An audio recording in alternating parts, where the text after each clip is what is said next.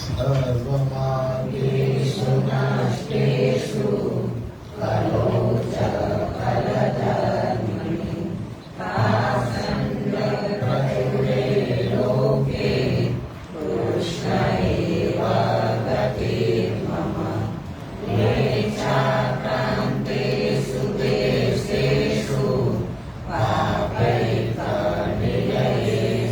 च सत्क्रीडाव्यग्रलोकेषु कृष्ण एव गतिर्मम गङ्गादितीर्थवर्येषु दुष्टैरेवावृतेषु धियोहितादिदेवेषु कृष्ण एव गतिर्मम अहङ्कारविमूढेषु सत्सु पापानुवर्तिषु लाभपुरार्थयज्ञेषु कृष्ण एव गतिर्मम अपरिज्ञाननष्टेषु मन्त्रेष्वव्रतयोगिषु वियोगितार्थदेवेषु कृष्ण एव गतिर्मम नानावादविनष्टेषु सर्वकर्मव्रतादिषु आसन्नैकप्रयत्नेषु कृष्ण एव गतिर्मम अजामिलादिदोषाणां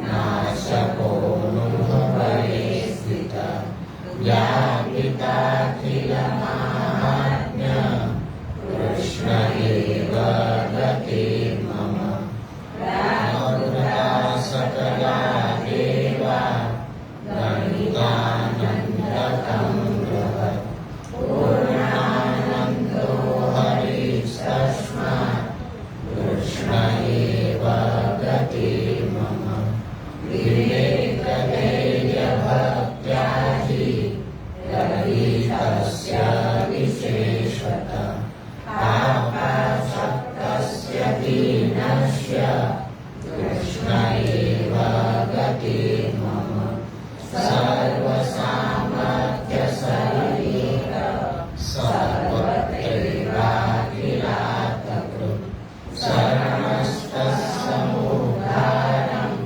कृष्णं विज्ञापयाम्यहम् कृष्णाश्रयमिदं स्तोत्रं यः पठेत् कृष्णसन्निधौ तस्याश्रयो भवेत् कृष्ण इति श्रीवल्लभो ब्रवीत्।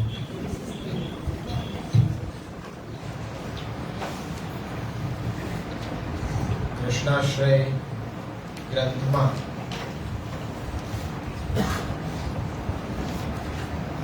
છ શ્લોકમાં આપણે ધર્મના જે છ અંગો દેશ કાલ દ્રવ્ય કર્તા મંત્ર અને કર્મ એની વિકટતા અને એની અસફળતા એ આપણે જોઈ, કારણ કે કલિકાલને લઈને વર્તમાન સમય છે એ સત્સંગ માટે તો અત્યંત દુર્લભ છે. જ્યારે વિવેક ધૈર્યાશ્રયમાં શ્રી મહાપ્રભુના વચનો યાદ કરીએ તો કલૌ ભક્ત્યાદિ માર્ગા દુઃસાધ્યા, એટલે કષ્ટથી સાધી શકાય એવો ભક્તિ માર્ગ પણ છે, તો પછી બીજા બધા અન્ય માર્ગોનું તો કેવું જ છે. પણ જીવા સ્વભાવ તો દુષ્ટા દોષા ભવાય સર્વદા. ક્યાંક ક્યાંક આપણને એ કામના, ક્યાંક ક્યાંક ફળની ઈચ્છા એ શરણાગતિ ઉપરથી આપણને વિચલિત ન કરી દે.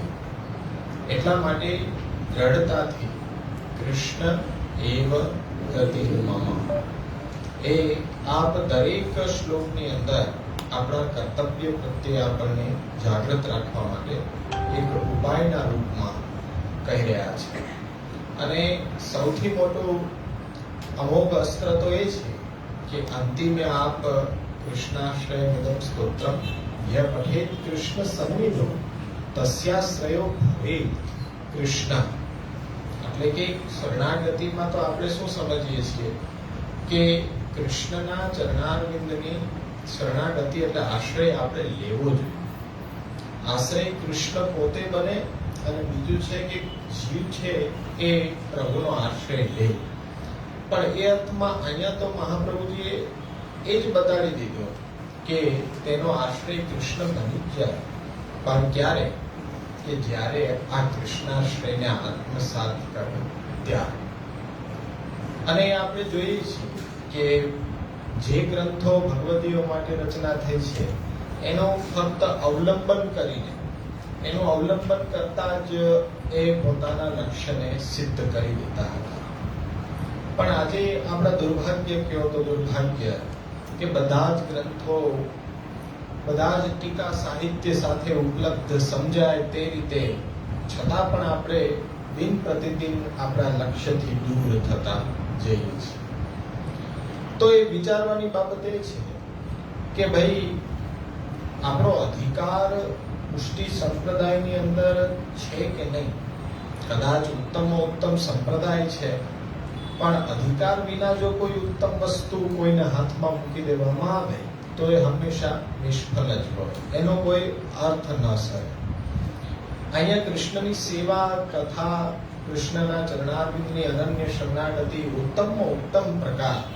પણ કદાચ જો આપણે આટલું સરળ હોવા છતાં પણ એ અવલંબન ન કરી શકતા હોઈએ તો બીજું કાંઈ નહીં, એમાં એવું જ સમજવું જોઈએ કે આપણો અધિકાર નથી. પરંતુ મહાપ્રભુજી જેમ આપણે આ વખતે ખૂબ સુંદર રીતે વિસ્તારથી સમજ્યા શરણાગતિની કેટલી ડેપ્થ છે, શરણાગતિનો કેટલો વિસ્તાર છે. તો એ પૃથક શરણ માર્ગો ઉપદેષ્ટા જે શાહુદામુજીને શ્રવણ કર્યો હશે, બહુ એકદમ કે એટલો બધો વિસ્તાર કદાચ આપણે કલ્પના ન કરી શકીએ.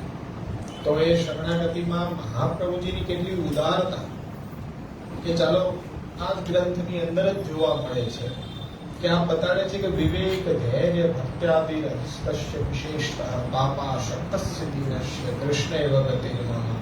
જ્યારે કોઈ પણ માર્ગને અવલંબન કરવા માટેનું સામર્થ્ય જીવમાં નથી, પરંતુ એને આનુષંગિક લક્ષણો પણ નથી. એનાથી અવળા લક્ષણો બધા છે, પાપાચરણમાં ખૂંચેલો છે. તો શું એવા જીવને કદાપી કૃષ્ણની પ્રાપ્તિ શક્ય છે? મહાપ્રભુજીના પૂર્વના બધા આચાર્યો તો ના જ કહે કે નહીં, પણ મહાપ્રભુજી એમ કહે છે કે નહીં, જે દિવસે એ કૃષ્ણનું શરણ ગ્રહણ કરવા માટે સંકલ્પ કરી લે તો એવા જીવને પણ કૃષ્ણ પ્રાપ્તિ સહજમાં અને સરળતાથી પ્રાપ્ત થઈ શકે એમ છે. એનો જ આપણે આ અભ્યાસ કરી રહ્યા છીએ. અભ્યાસ કે આપણા જીવનની અંદર કમસે કમ સેવા કથા કે અનન્ય શરણાગતિ યથાયોગ્ય અધિકાર જોઈને આપણે એનું અનુસરણ કરતા થઈ જઈએ તો અવશ્ય ને અવશ્ય આપણે આ જન્મ છે એ સાર્થક થઈ જાય. એટલે વર્તમાન સમયની અંદર બીજો કોઈ પણ એ કાર્ય અપેક્ષિત નથી, કેવલ એ અભ્યાસ છે સંપ્રદાયની અંદર રહીને. અને હું તો ત્યાં સુધીની આગળ વાત કરું કે કદાચ સેવા ન બને તો પણ કંઈ બહુ મોટો પ્રશ્ન નથી બની જતો, પણ જો અભ્યાસ ન કરે ને તો અત્યારના બહુ વિચારવા લાયક પ્રશ્ન થઈ જાય કે સંપ્રદાયને કેવી રીતના જીવશે. જો મહાપ્રભુજીની વાણીનો અભ્યાસ નહીં કરે તો સંપ્રદાયને કેવી રીતના જીવશે? અને જો વાણીનો અભ્યાસ કરે પણ અર્થનું અનુસંધાન ન સમજે તો કેવી રીતના મહાપ્રભુજીના વિચારોથી એ સુસંગત થઈને સંપ્રદાયમાં ચાલી શકે? અત્યારના જુઓ તો બધા પોતપોતાની મર્યાદા બાંધીને ચાલી રહ્યા છે. મહાપ્રભુજી ત્યારે એટલું તો આપણને ઇન્ડિકેટ કરી જ રહ્યા છે. જેમ કે આપણે અંતિમ શ્લોકમાં જે કર્મની ગહન ગતિ જોઈ, મંત્ર પણ આપણે જોયા કે અત્યારના બધાની અપેક્ષા એવી છે કે કૃષ્ણ સેવાને કથા જ નથી જોતી, પરંતુ પોતાના દુઃખ દૂર કરવા માટે, પોતાની કંઈક પરિસ્થિતિનો સમાધાન પ્રાપ્ત કરવા માટે કોઈ કર્મ, કોઈ મંત્ર, કોઈ તીર્થ, એ કોઈ કોઈ દ્રવ્ય એવું, કોઈ કર્તા એવો મળી જાય કે એના થ્રુ આપણો બેડો પાર થઈ જાય, પણ અંતે શું? નિષ્ફળતા હાથમાં લાગે છે. કેમ? મહાપ્રભુજીએ તો સરળતાથી બધાની વિફળતા કહીને આપણને બતાવી દીધી ને. કર્મ માર્ગ છે તો કર્મ માર્ગ કેવો કઠિન છે. કર્મ માર્ગમાં ચાલવું કેટલું કઠિન છે. કારણ કે અત્યારના તો મતાંતરો પ્રવર્તે છે, પણ શાસ્ત્રમાં જુઓ એક એક્ઝામ્પલ કે તમને સન્માર્ગ ઉપર ચાલી રહ્યા છો, પરંતુ સન્માર્ગ ઉપર ચાલતા ચાલતા તમે શાસ્ત્રના દરેક કર્તવ્યનું યથાયોગ્ય પાલન કરી રહ્યા છો. દાન, વ્રત, હોમ, જપ, તપ, તીર્થ યાત્રા, એનાથી તમારું પુણ્ય સંચિત થઈ રહ્યું છે. પરંતુ માની લ્યો કે કોઈ એક દિવસ એવો આવ્યો કે તમે કામકાજ કરીને બહુ થાકેલા છો અને તમારા દ્વાર ઉપર કોઈ વ્યક્તિ અજાણ્યો કે ભિક્ષુક એ આવ્યો અને તમારી પાસે કંઈક માંગણી કરે છે. ભૂખ્યો હોય તો એ પોતે કંઈક એ ખોરાકની માંગણી કરે છે, પણ તમે આળસ પ્રમાદથી તમે એને ના કહી દો અથવા તમારું ધ્યાન ન રહે ને એ ભીખો જો તમારા દ્વાર ઉપરથી ગયો તો એ ખાલી હાથે નથી ગયો, પણ તમારું જેટલું પુણ્ય અત્યાર સુધીનું સંચિત છે ને એ બધું સાથે લઈને જાય. કર્મ માર્ગ છે. હા,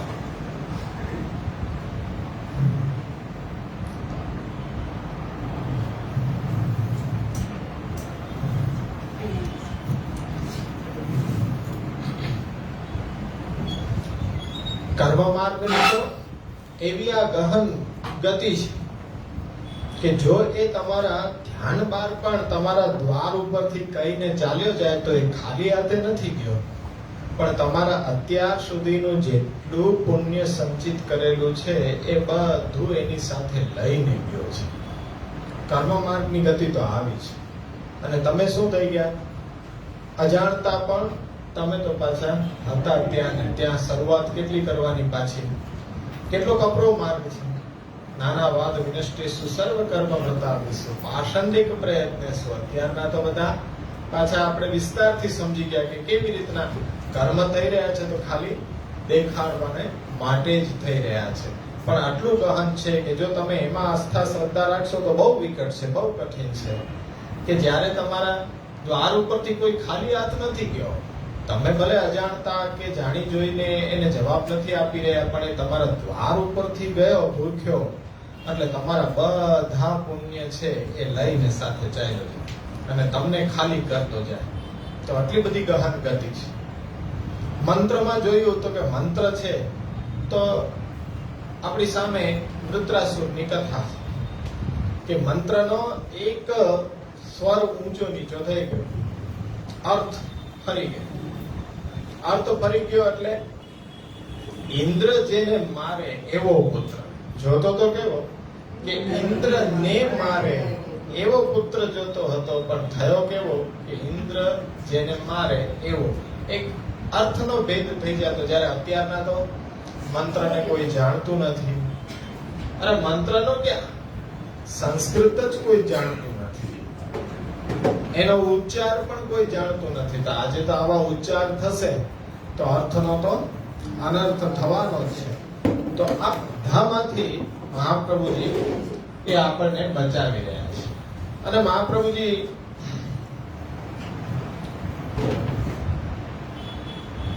પાછળ ખાલી છે.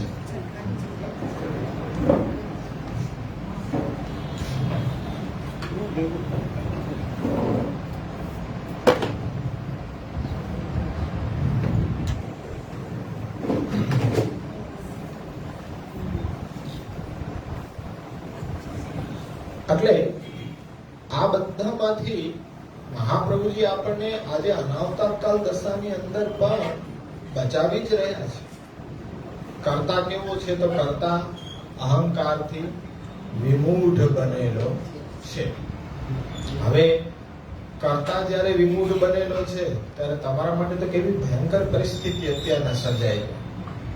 સંસ્કૃતમાં કહેવત છે કે સાક્ષરાહ વિપરીતાશ્ચેવ રાક્ષસા ભવન્તિ. સાક્ષરાહ એનું ઊંધું કરી નાખો. સાક્ષ ને રા તો રાક્ષસા. જો સાક્ષર હોય પણ જો એ શાસ્ત્રથી વિરુદ્ધ આચરણ કરે તો એ રાક્ષસ જેવો થઈ જાય. હવે અહીંયા એક આપણા સંપ્રદાયનું સમજી લો. એ સાવ સીધું સરળ રીતે સમજાઈ જશે. ગુસાઈજી આજ્ઞા કરે છે વલ્લભાશ્રમમાં, ત્વા ઉદિત વચનાદ અન્યથા રૂપયંતિ ભ્રાંતા યેતે નિસર્ગ ત્રિદશરી ભૂતે આવતિ સાક્ષરાહ વિપરીતાશ્ચેવ રાક્ષસા ભવન્તિ. મહાપ્રભુજીના સંપ્રદાયની અંદર મહાપ્રભુજીથી કોઈ એક વચન ખાલી વિરુદ્ધ કહી દીધું તો પણ ત્રિદશરી ભૂત, કારણ કે એ રાક્ષસ જ થઈ જાય અને એ પછી કેટલું ભયંકર નુકસાન પહોંચાડી શકે એ તો અત્યારના આપણે બધા અનુભવ કરીને બેઠા છીએ. તો આ રીતના અત્યારના દરેક જગ્યા ઉપર એ ચાલી રહ્યા છે. અને કર્મની બાબતમાં તો તમે જોઈ જ રહ્યા છો કેટલા બધા યજ્ઞ યાગાદિકો થઈ રહ્યા છે, કેટલું સરળ બનાવી દીધું છે. એટલી સરળ એ વસ્તુ નથી, બહુ એ વિચારણીય વસ્તુ છે કે સોમયજ્ઞ પોતે કરવો હોય તો એ સોમયજ્ઞના કરતા એ પોતાના એ ધનથી, અને એ જો યજ્ઞની સફળતા ઈચ્છતો હોય તો અન્ય કોઈ ત્રેવર્ણિક સિવાય અન્ય કોઈ એ મંત્ર કે ઋચાઓને સાંભળી શકવાનો અધિકારી ન હોય, એને સંભળાવવી ન જોઈએ. તો જો એ કોઈ સાંભળી જાય યજ્ઞ વિફળ થઈ જાય. અને પાછી એમાં તો વૈદિક માર્ગમાં મર્યાદા માર્ગમાં તો ભક્તિ માર્ગ જેવી રીત નથી. ત્યાં તો ભલે બ્રાહ્મણો 8 કલાક યજ્ઞ કરે પણ જે યજમાન છે કે જે યજ્ઞ કરાવવા માટે બધું જ ધન આપી રહ્યો છે તો બ્રાહ્મણોને તો ખાલી એની દક્ષિણા મળે, બાકી 8 કલાક ગરમીને સહન કરે અને એનું ફળ યજમાનને એસીમાં બેઠા બેઠા મળી જાય. તો આજે તમને એમ વિચાર થતો હશે કે કોઈ સાગની ચીજ સૌમ્યાજી દીક્ષિત સોમયજ્ઞ કરે, અને સોમયજ્ઞ માટે જો ફાળો કરે તો એસીમાં બેઠા બેઠા તમારે લીલા લહેર થઈ જાય કે અઠવાડિયું 10 દિવસ મહેનત એ કરે અને તમને એ ઘરે બેઠા બેઠા ફળ મળે. કારણ કે એમાં તો રીત એ જ છે, પણ ભક્તિ માર્ગમાં એવી રીત નથી. તો અહીંયા એ સરળતા બતાવવા માટે ધર્મના 6 અંગો એ આપણને સહાયક રહ્યા નથી. ત્યાર પછી હવે એ જ્ઞાન માર્ગ, કર્મ માર્ગ એ ભક્તિ માર્ગની દ્રષ્ટિએ આપણને મહાપ્રભુજી એ સમજાવવા માંગી રહ્યા છે. તો ત્યાર પછીનો શ્લોક હવે 7મો આવી રહ્યો છે. 7મા શ્લોકને પહેલા આપણે શ્રી રઘુનાથજીની ટીકા આધારિત એનો અભ્યાસ કરીશું, પછી થોડો એનો વિસ્તાર પણ જોઈશું. તો ત્યાં શ્રી રઘુનાથજી સમજાવતા આજ્ઞા કરે છે કે અજામિલાદિ દોષાણામ ઇતિ. હવે કૃષ્ણનો આશ્રય લેવો આવશ્યક છે અને એના ઉપર વિશ્વાસ દ્રઢ કરાવવા માટે હવે આચાર્ય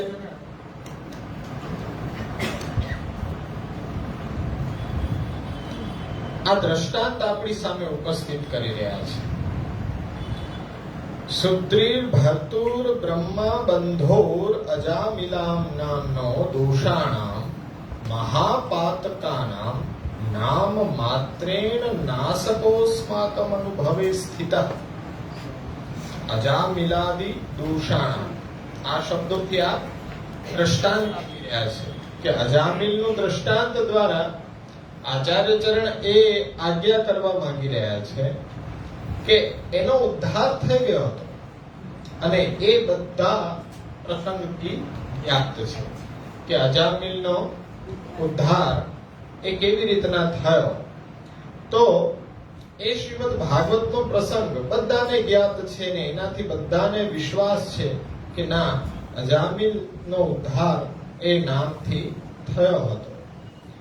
પરંતુ ત્યાં શું શાબ્દા અનુભવે અંતઃ સાક્ષી પ્રત્યક્ષે વા સ્થિતો વિષયીકૃત ઇતિ યાવત, એટલે કે નામથી ઉદ્ધાર થઈ જવાનો અનુભવ શાસ્ત્રોમાં પણ બતાડવામાં આવ્યો છે અને આપણા બધાના અંતઃકરણમાં પણ એ વિશ્વાસ છે અને પ્રત્યક્ષ રૂપમાં પણ આપણે એને જોઈ રહ્યા છીએ, એવો એનો અર્થ થાય.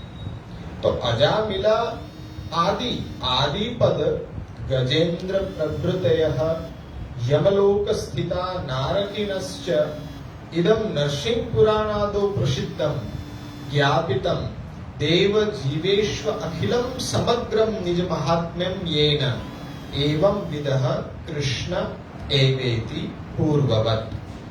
અજામિલાદી શબ્દમાં આદિપદ જે મૂકવામાં આવ્યું છે, અજામિલ તો ખરો કે અજામિલનો ઉદ્ધાર તો થયો, પણ આદિપદથી ગજેન્દ્રને મોક્ષ આપ્યો, એનો પણ ભગવત આશ્રય ભગવત નામ લેવાથી જ ઉદ્ધાર થયો હોય એવું આપણને જ્ઞાત છે. બધાએ સાંભળ્યું પણ છે અને વાંચન પણ કર્યું છે. પણ ભગવાન નો આ પ્રકારે ઉદ્ધાર કરવું એ નરસિંહ પુરાણ ઇત્યાદિ શાસ્ત્રોમાં પણ પ્રસિદ્ધ છે. એટલે દેવીજીઓએ પોતાના અખિલ મહાત્મય જે શ્રી કૃષ્ણને જ્ઞાપિત કરીને બતાડે છે, એવા શ્રી કૃષ્ણ આપણું આશ્રય સ્થાન છે, આપણી ગતિ છે. એટલે કૃષ્ણ એવ ગતિર્મમ. એટલે અહીંયા અજામિલ નો ઉદાહરણ આપ્યું છે કે અજામિલ જેવો પાપી જેણે એક પણ સત્કર્મ કર્યું નથી, એનો ભગવત નામથી ઉદ્ધાર થઈ જાય તો એનો મતલબ શું કે આપણે બધા અજામિલ બની જવું. ઘણા કહેતા હોય છે કે જો ને અજામિલાદી દોષા નામના સુખ અનુભવે સ્થિત, પણ અજામિલ જેવાનો એ તો મહાત્મય પ્રભુનું બતાડવા માટે દ્રષ્ટાંતના રૂપમાં બતાડે છે કે આટલો એ નરકગામીની એની ગતિ થવી જોઈએ. પરંતુ ભગવત નામ છે એનું મહાત્મ્ય જુઓ કે જેણે એક પણ સત્કર્મ કર્યું નથી, પણ કર્મોની જે ગતિ છે એ ભગવત કૃપાને કે કૃપાને લાગુ પડતી નથી. કાલ કર્મ સ્વભાવ બાધિકા પુષ્ટિ છે. એટલે ત્યાં કોઈ કર્મની ગતિ છે, પ્રભુ ઈચ્છે તો એ જીવની ગતિ એ પોતાના લોકમાં પણ કરાવી શકે. પણ એનો મતલબ એવો નથી થઈ જતો કે આપણે સ્વચ્છંદ બની જઈએ. સ્વચ્છંદ બનીને આપણે મુક્ત રીતે કે હવે તો આપણા હાથમાં સાધન છે શ્રી કૃષ્ણ શરણમાં, સાધ્ય પણ આપણું ઈ જ છે, તો આપણે હવે સ્વચ્છંદ થઈ જાવ વ્યવહારમાં. અધર્મ કરો, પાપ કરો, બધું છૂટ છે. કારણ કે અજામિલ જેવાને તારી દીધા તો આપણને નહીં તારે, આપણને નહીં તારે. એ વાત અહીંયા છે કે આપણને નહીં તારે. આ તો એક દ્રષ્ટાંત માત્ર છે કે એ પણ ભગવત નામ ખાલી શ્રવણ કરી લીધું છે એટલે એનો એ ઉદ્ધાર થયો નથી. અન્ય ટીકાકારોના જોશું ત્યારે એમાં ખાસ કરીને એ ઉલ્લેખ એ જ કરવા માંગી રહ્યા છે કે અહીંયા કોઈને આ રીતના જ્ઞાત ન થઈ જાય કે અજામિલ જેવાનો ઉદ્ધાર કર્યો એટલે કદાચ આપણો પણ થઈ જ જશે ને. આપણે તો એનાથી વધારે સેવાય કરીએ છીએ, ભગવત વાર્તાય કરીએ છીએ, ક્લાસમાં પણ જઈએ છીએ અભ્યાસ કરવા. એટલે કોઈને એવું ન લાગી જાય કે આના દ્વારા વળી પાછળ તમને સ્વચ્છંદતા મળી જાય. નહીં, બિલકુલ નહીં. તો હવે શરૂઆત એમ કરી રહ્યા છે કે અહીંયા કર્મ શુદ્ધિર મદ અર્પણમ, જેમ 6 શ્લોકની અંદર આપણે ધર્મના 6 અંગોની વાત કરી ગયા, પણ એકાદશ સ્કંદનો એક ભગવદ વાક્ય છે કે કર્મ શુદ્ધિ મદ અર્પણમ, એટલે કે ભગવાનને અર્પણ કરવાથી કર્મની શુદ્ધિ ગણવામાં આવી છે. કર્મની જ્યાં નિમ્નતા હોય, તમને એમ ખ્યાલ આવતો હોય કે આપણને સંકલ્પ ઇત્યાદિ કરતા આવડતો નથી, પણ ત્યાં તમે વિષ્ણુ વિષ્ણુ વિષ્ણુ બોલી દો છો તો તમારી બધી કર્મની જે નિમ્નતા છે તે અપૂર્ણ થઈ જાય છે. માની લો કે સંકલ્પ કરવાનો હોય તો સંકલ્પની અંદર તમારે દરેક વસ્તુ, દેશ, કાલ, એ બધું જ સંવત્સર, કે આ રાશિમાં સૂર્ય છે આજે, કયા રાશિમાં ચંદ્ર છે આજે, કયું નક્ષત્ર છે આજે, એ બધું બોલવું પડે, પણ એટલું તો જ્ઞાત નથી. તો દરેક જગ્યાએ વિષ્ણુ, વિષ્ણુ નક્ષત્રે, વિષ્ણુ યોગે, વિષ્ણુ કર્ણે, તે બધે વિષ્ણુ વિષ્ણુ બોલી દો તો એ બધી જ કર્મની પૂર્તિ ગણાય છે. એટલે વિષ્ણો કર્માણિ પશ્યત યતો વ્રતાની પસ્પસે. એટલે ત્યાં એ વેદ વાક્ય છે કે ભગવાન કર્મ અને વ્રતોને સ્પર્શે છે, અને એ જ રીતે કર્મો અને વ્રતોનો ભગવાન સાથે સંબંધ થતા કર્મ અને વ્રત શુદ્ધ થાય છે. હવે જુઓ, મહાપ્રભુજીની આ કર્મ માર્ગની માયાજાળમાંથી છોડાવવા માટે આપણે કઈ મર્યાદા બાંધી છે? નિવેદિભિ સમર્પ્યેવ સર્વં કુર્યાદિતિ સ્થિતિ. કેટલું સરળ રીતે કે જે પણ કાંઈ કાર્ય કરો તે પ્રભુને નિવેદન કરીને કરવું. સંબંધ પછી આ આપણી લોકમાં રહેવાની મર્યાદા છે કે જેનાથી શું થશે? તો કહેવામાં આવે છે કર્મ શુદ્ધિ મદ અર્પણમ. પ્રભુ સાથે જોડાયેલું કર્મ છે, પ્રભુ સંબંધિત જે કર્મ છે એ તમને અહમતા મમતામાં બાંધી શકશે નહીં. એટલે હવે એ વસ્તુનો વિચાર અત્યારના સમયમાં કરવાનો છે કે આધુનિક સમયમાં આપણે વેદ વિરુદ્ધ વાદો આજે જે ધર્મના નામે પ્રચલિત થઈ રહ્યા છે, વેદ વિરુદ્ધ છે વાદ, પણ એ ધર્મના રૂપમાં બધા આજે સ્વીકૃત કરી રહ્યા છે. અને આજે કલિકાલને જોતા આજે કર્મ પણ નાશ થઈ છે, તો કર્મના વિષયમાં પણ આપણું કર્તવ્ય દરેક વખતે કૃષ્ણ એવ ગતિર મમ.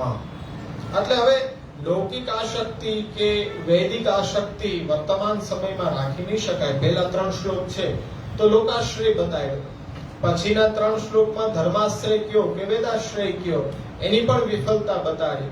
પણ એ શરણાગતિ છે એ જ દરેક કાળની અંદર આપણા માટે અત્યંત સરળ અને આપણને ફળ સુધી લઈ જનારું એક કર્મ છે. તો ધર્માશ્રય અને કર્માશ્રય એ આપણે આશ્રય નથી રાખી શકાતો, પરંતુ ભક્તિના અંગ તરીકે જ અહીંયા જેમ આપણે કર્મ શુદ્ધિ મદર્પણમ વિષ્ણુ કર્માણિ પશ્યત યતો વ્રતાની પસ્પશે એ વેદ વાક્યને અને ભાગવતના વાક્યને લીધું, તો પ્રભુને નિવેદન કરીને જ દરેક કર્મ કરવું, આચરણ કરવું, ભગવત આશ્રયનો ભાવ દ્રઢ રાખી અનન્ય આશ્રયથી એ કર્મ કરવું જોઈએ, જેથી કરીને એ આપણા માટે કોઈ પણ બંધન છે એ જીવ છે એની અંદર બંધાઈ શકે નહીં. હવે ત્યાર પછી 4 શ્લોકો છે ને, તો એ વર્ગીકરણમાં આપણે એવું સમજ્યા હતા કે ચતુર્વિધ પુરુષાર્થ રૂપ છે.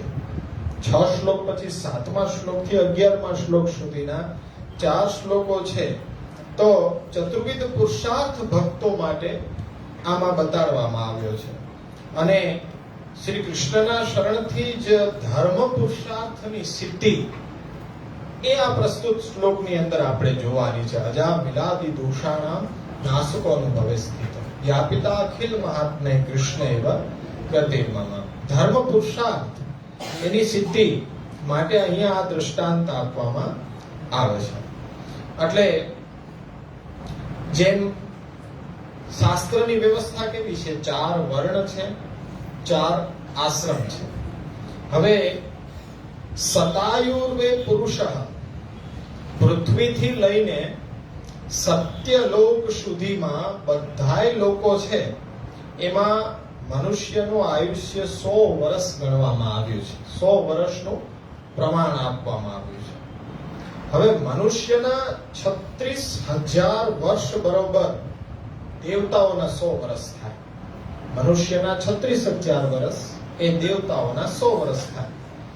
હવે એ ગણતરી આગળ વધારતા વધારતા 14 મન્વંતર બરાબર બ્રહ્માજીનો 1 દિવસ, એ દિવસ પાછો એટલો જ કાલ રાત્રિનો, એ રાત્રિનો જશે ત્યારે પ્રલય કાલ કહેવામાં આવશે. તો હવે આવા જે 5,04,000 મન્વંતર એટલે 1,000 ચતુર્યુગનો સમય, એ બ્રહ્માજીના 100 વર્ષ થયા. તો હવે એ 100 વર્ષ પૂર્ણ થાય ત્યારે બ્રહ્માજી છે નિવૃત્ત થાય, ત્યારે એની નિવૃત્તિ શક્ય છે. તો મનુષ્યના જે 100 વર્ષનું આયુષ્ય છે એને શાસ્ત્રએ 4 વિભાગમાં વિભાજિત કરી દીધું. એની વ્યવસ્થા શું છે કે 1 થી 25 વર્ષ બ્રહ્મચર્ય માટે એને ફાળવી દીધા. 26મા વર્ષથી 50 વર્ષ સુધી ગૃહસ્થાશ્રમ આપી દીધો. પછી 51મા વર્ષથી 75મા વર્ષ સુધી વાનપ્રસ્થાશ્રમ, અને 76મા વર્ષથી 100મા વર્ષ સુધી જ્યાં સુધી જીવે ત્યાં સુધી સંન્યસ્ત. એટલે આ પ્રકારની ખાલી વ્યવસ્થા છે. અત્યારના એ કોલેપ્સ થયેલી છે. અત્યારના એવું નથી, કોઈ બીચ છોડતું જ નથી. હવે બીચ છોડે તો નવા કોઈ રમવા આવે ને, પણ રન કરે કે ન કરે, પણ બેટિંગ ઉપર ઉભા રહે, આઉટે ન થાય, બીજાનો વારો કેવી રીતના આવે? કારણ કે અત્યારના કોલેપ્સ છે. તો અત્યારના જુઓ કે 4 વર્ણો, 4 આશ્રમ, 4 આશ્રમની વ્યવસ્થા તો જોઈ. એવી જ રીતે 4 પુરુષાર્થ, એ 4 વર્ણોની વ્યવસ્થા છે, જેમાં ધર્મ પુરુષાર્થ છે એ સૂત્રમાં પ્રધાન છે. ત્યાર પછી અર્થ પુરુષાર્થ છે એ વૈશ્યમાં પ્રધાન છે, અને કામ પુરુષાર્થ છે એ ક્ષત્રિયોમાં પ્રધાન છે, અને મોક્ષ પુરુષાર્થ છે એ બ્રાહ્મણોમાં એ પ્રધાન્ય ગણાવે છે. તો આ 4 વર્ણ કે 4 જાતિ, એના અધિષ્ઠાત્રી દેવતાઓ કેટલા? બ્રાહ્મણ્ય દેવતા, ક્ષત્ર દેવતા, વિટ દેવતા અને શુદ્ર દેવતા. આ 4 થી એના અધિષ્ઠાનના રૂપમાં 4 જાતિઓ અસ્તિત્વમાં આવી.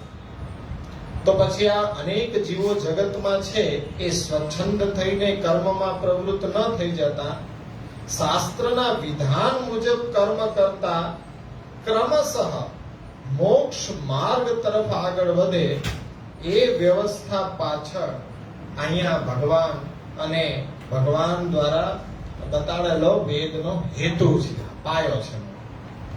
એટલે લોકો પોતપોતાના પુરુષાર્થને સાધના કરવા માટે અત્યારના એકદમ વ્રત દેખાય છે, એટલે ક્રમથી મોક્ષ તરફ આગળ વધવાનો પ્રયત્ન કરે છે. દરેક વર્ણના લોકો પોતપોતાના પુરુષાર્થોનો આશ્રય કરે છે. તો ત્યાં શ્રી મહાપ્રભુજી શું આજ્ઞા કરે છે? મહાપ્રભુજી સ્વધર્મે નિધનમ શ્રેય પરધર્મો ભયાવહ. ગીતાજી પણ એ જ કહે છે. ગીતાજી પણ પોતાના વર્ણ અને આશ્રમ મુજબ પોતાના કર્તવ્યનું પાલન કરતા કરતા જો દેહ છૂટે તો એ આપણા માટે શ્રેયસ્કર છે. પણ એક વર્ણથી આગળના વર્ણના જન્મરૂપ શ્રેયને આપણે પામતા જઈએ, અને જો તે પોતાના વર્ણ અને આશ્રમ મુજબ આચરણ કરવાનું ભૂલી જાય તો પછી ત્યાં પોતાના ધર્મને જે ત્યાગ કર્યો છે અને બીજાનો જે ધર્મ છે એ પોતે અપનાવ્યો છે, એમ કરતા જો મૃત્યુ થઈ જાય તો એની ઉન્નતિ આગળ થતી રોકાય છે. જેમ કે વૈશ્ય હોય તો એ ક્ષત્રિયમાં જન્મ લે, ક્ષત્રિયમાં પાછો નિભાવ કરે તો બ્રાહ્મણ કુળની અંદર જન્મ લે, અને બ્રાહ્મણ કુળની અંદરથી પછી મોક્ષ તરફ જાય. પાછો રિવર્સ ન થાય. પણ કલિકાલમાં આવડું છે. અમે એમાં નિયમો એવા છે ને કે જો બ્રાહ્મણના કર્તવ્યોમાંથી ખસી જાય તો પછી એ સીધે સીધો શૂદ્ર બની જાય.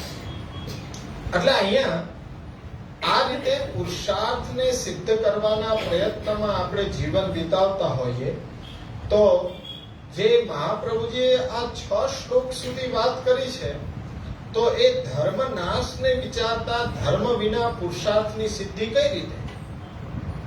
તો પુરુષાર્થ માટેનો જે ધર્મ છે તેની અત્યારના કલિકાલને ચાલતા સાંગોપાંગ પૂર્તિ થઈ શકતી નથી. અને જો ધર્મની પૂર્તિ ન થાય તો પુરુષાર્થ કોઈ રીતે સિદ્ધ થઈ શકતો નથી. અને ક્રમશઃ પુરુષાર્થ જો સિદ્ધ કરવાની આગળ શ્રેણી છે, ક્રમશઃ આગળ વધવાની સંભાવના પણ ત્યાં જ. જેમ કે પ્રથમ ગ્રાહ્ય મક્ષિકા, હવે એ રીતનું કે અહીંયા તો પેલા જ દડે ક્લીન બોલ્ડ થઈ જાય આપણે, પછી આગળની યાત્રા તો હવે 100 ની તો ભૂલી જ જવાનું, કારણ કે પેલા જ દડે આઉટ થઈ જાય. તો અત્યારના પુરુષાર્થ સિદ્ધ કરતા હવે અહીંયા એક ઉદાહરણ સમજો કે પુરુષાર્થને સિદ્ધ કરવા માટે આપણે ગાડીની અંદર બેસી ગયા છે, ગાડીની અંદર સ્ટાર્ટ પણ કરી દીધી, સેલ્ફ લગાડી દીધું, એક્સિલેટર પણ દબાવી દીધું છે, પણ હવે થઈ શું રહ્યું છે કે ભાઈ એક્સિલેટર દબાવો, તમે ગાડીને સ્ટાર્ટ કરી દો, પણ જ્યારે પૈડા એના ફરી રહ્યા છે તો એ પૈડા છે રેતીમાં ફરી રહ્યા છે. હવે મોટર છે એ ત્યાં ને ત્યાં છે, તમને એવો ભાસ થાય છે કે બહુ આગળ નીકળી, ત્યાં ને ત્યાં ફરે છે. એટલે આજના વર્તમાન સમયમાં જેટલો પણ ઉદ્યમ કરો એ બધો એ વ્યર્થ છે, કારણ કે ગાડી ત્યાં ને ત્યાં ફરે છે, કારણ કે પૈડા છે એ રેતીમાં ખૂંચેલા છે. પછી તમે ગમે એટલું એક્સિલેટર દબાવો પણ પૈડા તો ત્યાં ને ત્યાં જ ફરી રહ્યા છે. તમને એવો ભાસ થઈ રહ્યો છે કે બહુ આગળ નીકળી ગયા, ના, છો તો ત્યાં ને ત્યાં છે. એટલે મહાપ્રભુજી જણાવે છે કે ગમે તેવી રીતે આ રેતીમાં ખૂંચેલા જે મોટર છે એને તમે બહાર ખેંચી કાઢવાનું સામર્થ્ય એકમાત્ર ભગવાનમાં જ છે. બીજું કોઈ તમારી આ ગાડીને બહાર ખેંચી નહીં શકે. ના તમારે આ બધા દેશ કાલ દ્રવ્ય મંત્ર કર્મ કરતા કોઈ બહાર ખેંચી શકશે નહીં, એક ભગવાન જ ખેંચી શકશે. તો એ ભગવાને કેવી રીતે એ ગાડીને બહાર ખેંચી કાઢી એ દ્રષ્ટાંત મહાપ્રભુજી અહીંયા આપી રહ્યા છે. તેથી અજામિલનો દાખલો અહીંયા છે કે એની તો ગાડી સાવ રેતીમાં ખૂંચેલી હતી અને એની ગાડીને જ્યારે ભગવાને બહાર ખેંચીને ટ્રેક ઉપર દોડાવી તો આપણે અનન્ય આશ્રય કરશું તો આપણે તો નિજ શ્રીઅંગની સૃષ્ટિ છે, કેમ નહીં?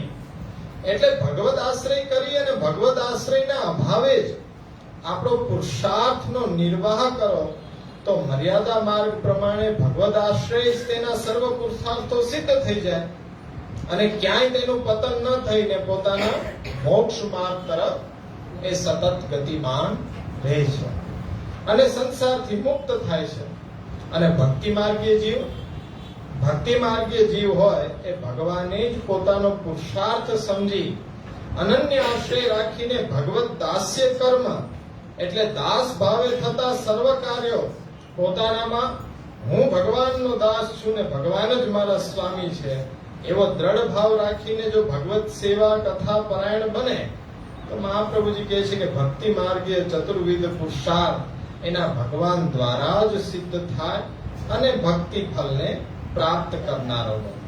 તો આ બધી જ બાબતો આપણે લક્ષ્યમાં અજામિલનો પ્રસંગ રાખીને વિચારવાનો છે. ધર્મ પુરુષાર્થના અર્થે આ જે શ્લોક આવી રહ્યો છે ચતુર્વિધ પુરુષાર્થ રૂપે, એમાં આપણે શ્રી રઘુનાથજીની ટીકા જોઈ તો ત્યાં શ્રી કલ્યાણરાયજી આજ્ઞા કરી રહ્યા છે કે અનુભવ વિષયી ભૂતો અજામિલાદિનામ યે દોષો તેષામ નાશક સ્વનામ સામ્યે નામ્ય અજામિલો ઉદ્ધારા અનુભવે સ્થિતો મહા અનુગ્રહેણ. એટલે આ આજ્ઞા કરી રહ્યા છે કે ભગવાન અજામિલ વગેરેના જે દોષો હતા તેનો તો નાશ કરનારા છે, એમ આપણા પ્રસંગ ઉપરથી આપણને અનુભવ થાય છે. પોતાના નામની સમાનતા માત્રથી જ પોતાની મહાપુષ્ટિ વડે અજામિલનો ઉદ્ધાર કર્યો. આપણને આ પ્રસંગ ઉપરથી એમની મહાપુષ્ટિ અનુભવમાં આવી રહી છે. કલ્યાણરાયજી ત્યાં મહાપુષ્ટિ બતાવી રહ્યા છે. દ્વારકેશજી આજ્ઞા કરી રહ્યા છે કે યથા સ્વનામ મહાત્મય ખ્યાપનાય નામોક્તિ માત્રેણેવા અજામિલાદિનામ સર્વ દોષ નાશકો જાતઃ સ્વધર્મ પક્ષપાતાદેવં ભક્તિ માર્ગે પક્ષપાતન માર્ગ્ય આશ્રય મહાત્મય ખ્યાપનાર્થમ તાત્ર ભક્તિ માત્રેણેવ ભગવાન તથા વિધો ભવતીતિ ભાવ. હવે જો પ્રભુના નામનું મહાત્મય એક બતાડવા માટે નામનું ઉચ્ચારણ કરવા માત્રથી અજામિલ વગેરેના સર્વ દોષોનો જો નાશ ભગવાન કરતા હોય તો સ્વધર્મના પક્ષપાતથી ભગવાનનો ભક્તિ માર્ગમાં પક્ષપાત હોવાથી ભક્તિ માર્ગીય આશ્રયનું મહાત્મય બતાડવાને અર્થે માત્ર તે પ્રકારના આશ્રયનો ઉલ્લેખ અહીંયા કૃષ્ણ એવ ગતિર મમથી આપ કહી રહ્યા છે કે સર્વ દોષોનો નાશ કરનારા થશે એવો ભાવ છે.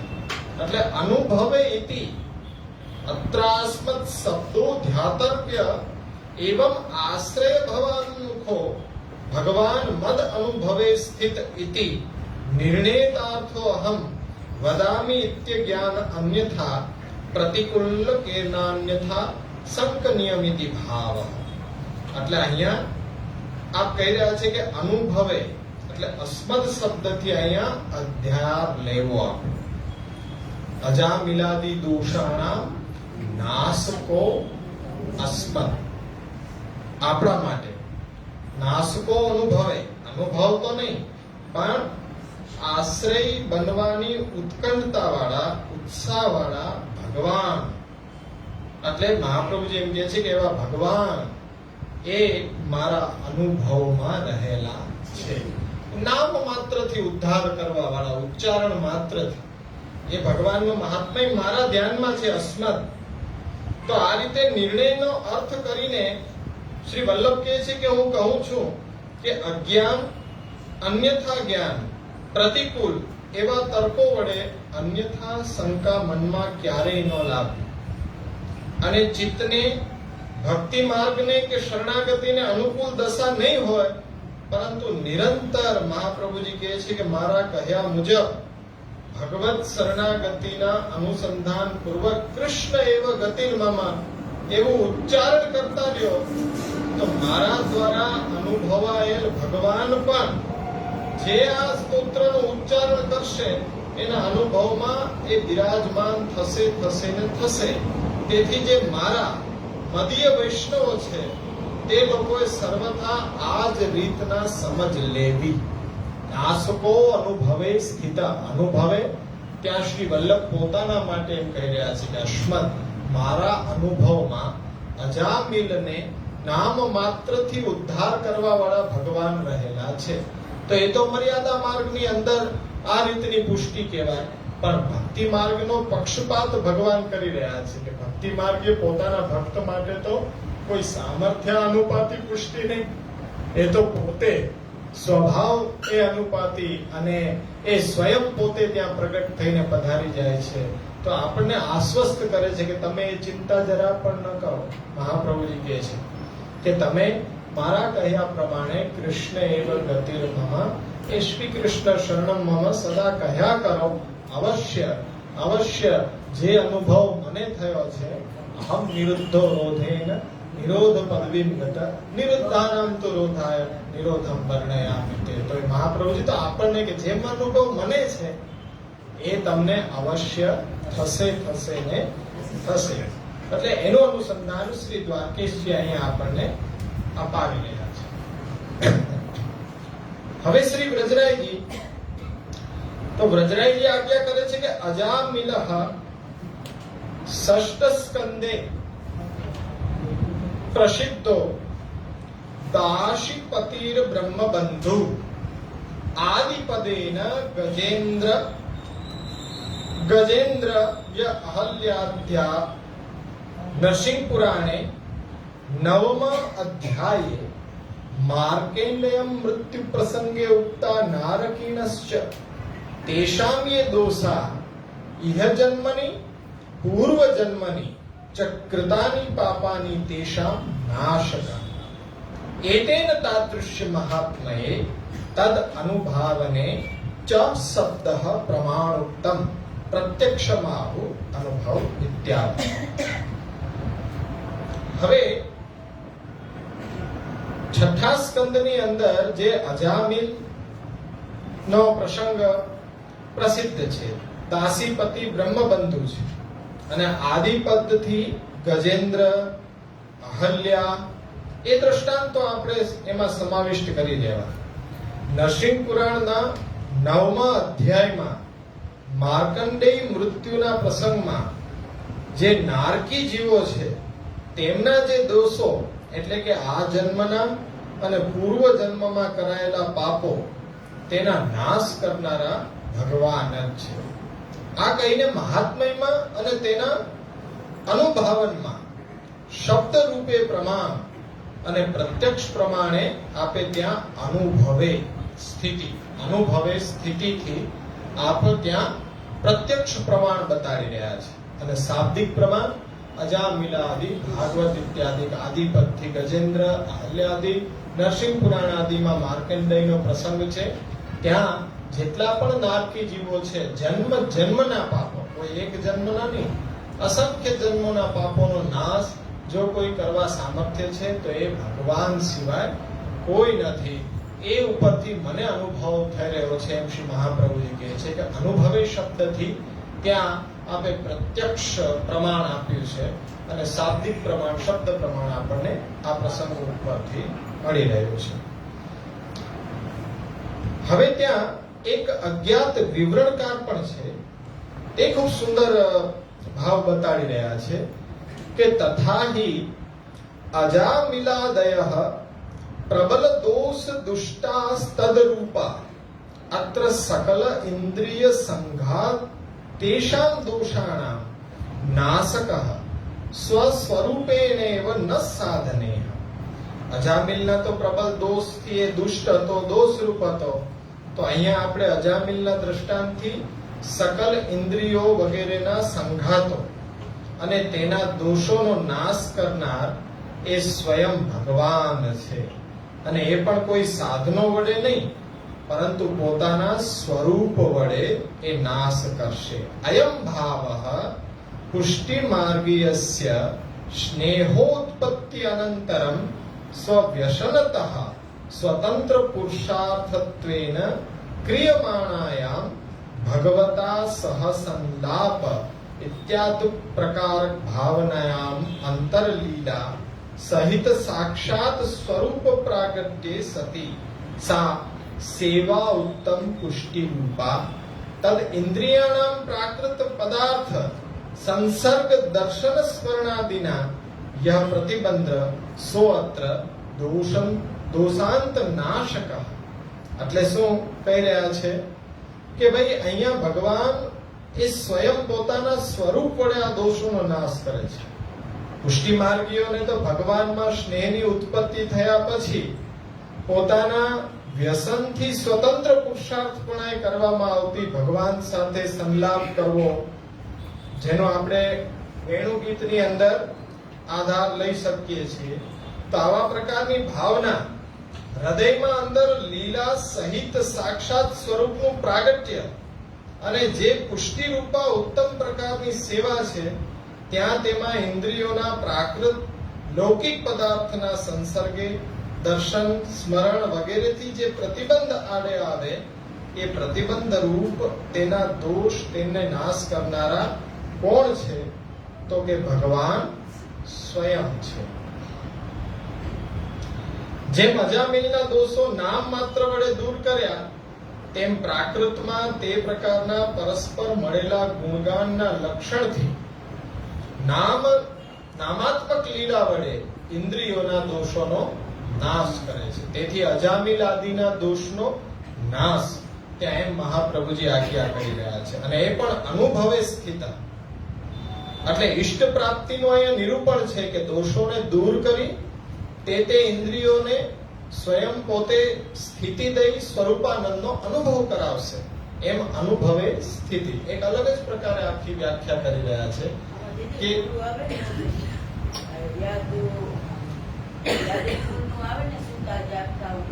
હા વેણુગીતની અંદર કે ભાઈ સન્મનસ્કા તત્ના તદાના પ્રસંબાતા એ બધું જ ત્યાં એક તાન થઈ જવું, ઇન્દ્રિયોનો પ્રભુમાં એક તાન થવું.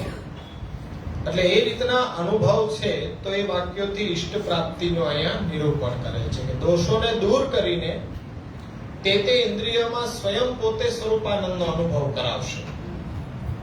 કે અજામિલનો ઉદાહરણ છે તો એ દોષરૂપ છે, તો આપણી સકલ ઇન્દ્રિયોનો સમૂહ આ દેહને અજામિલ ગણો, અને એ ઇન્દ્રિયોના દોષોને દૂર સ્વયં ભગવાન પોતે કરે છે, એટલે એ આપણે સેવામાં એકતાન થઈ શકીએ. તો અહીંયા આપણે જો આ વિવિધ ટીકાકારોને જોયા તો એમાં પરસ્પર ક્યાંક એ એક સરખો ભાવ, ક્યાંક પોતાને સ્ફુરણ થયો હોય એવો ભાવ બતાવી રહ્યા છે. પણ મૂળ વસ્તુ ક્યાં ધ્યાન દેવા જેવી છે કે ભગવાન એ દોષોના નાશ કરનારા છે. એ શાસ્ત્રનું પ્રમાણ છે એમાં. તો એ શાસ્ત્ર પ્રમાણ તરીકે મહાપ્રભુજી અહીંયા અજામિલનો પ્રસંગ ઉદ્ધૃત કરી રહ્યા છે. તો હવે અજામિલનો આખ્યાન આખું શ્રીમદ ભાગવતમાં ક્યાં આવે છે? તો કે 6ઠા સ્કંદમાં 1લા અધ્યાયથી એ 3જા અધ્યાયમાં આ આખ્યાન આપવામાં આવ્યું છે, અને બીજા પુરાણોમાં પણ આવે છે. અજામિલના દ્રષ્ટાંતમાં પણ ભગવાન જ્યારે પોતાના નામનું મહાત્મય પ્રગટ કરવા માંગે છે ત્યારે ખાલી નામ ઉચ્ચારણ માત્રથી જીવના દોષો એ દૂર કરી દે છે, મુક્તિ પણ આપે છે. પણ પાછું આપણે એવું ક્યાંય ન સમજી બેસીએ કે દોષો દૂર કરવા ભગવાનને નામ મહાત્મય પ્રગટ કરવું જરૂરી છે. એવું ભગવાન માટે જરૂરી નથી નામનું મહાત્મય પ્રગટ કરે કે નામ લ્યો તો જ દોષ દૂર કરે. એ તો નામ ન લ્યો તો પણ દોષ દૂર કરવાનું સામર્થ્ય તો એમાં અશેષ રહેલું જ છે. એટલે કોઈ ભગવાન કોઈ નામના મહાત્મ્યથી કે ભગવત સ્વરૂપ ધ્યાનથી કે સત્પુરુષોના સંગથી અન્ય કોઈ પણ પ્રકારે પોતાની ઈચ્છા થાય તે મુજબ દોષોનો નાશ કરીને મુક્તિ આપી શકે છે. તો એ પોતાનો અશેષ મહાત્મ્ય પ્રભુ આ રીતના પણ પ્રગટ કરે છે અને જીવોનો ઉદ્ધાર કરે છે. ત્યાં મહાપ્રભુજી ખૂબ સુંદર આપણું ધ્યાન એ આકર્ષિત કરી રહ્યા છે કે તીર્થોમાં થનારી મુક્તિ, તીર્થના મહાત્મય પ્રદર્શન કરવા માટે જ્યારે કોઈ પ્રસંગ આપણે સાંભળીએ, તીર્થો વડે મુક્તિ ભગવાન આપે છે. હવે ભગવાન જ આપે છે કે પછી એ તીર્થમાં એવું કોઈ સામર્થ્ય છે કે એનાથી મુક્તિ થઈ શકતી હશે? તો અજામિલના દ્રષ્ટાંતને ત્યાં આપણે લક્ષ્યમાં રાખીને થોડી વિચાર કરી. કેવી રીતના?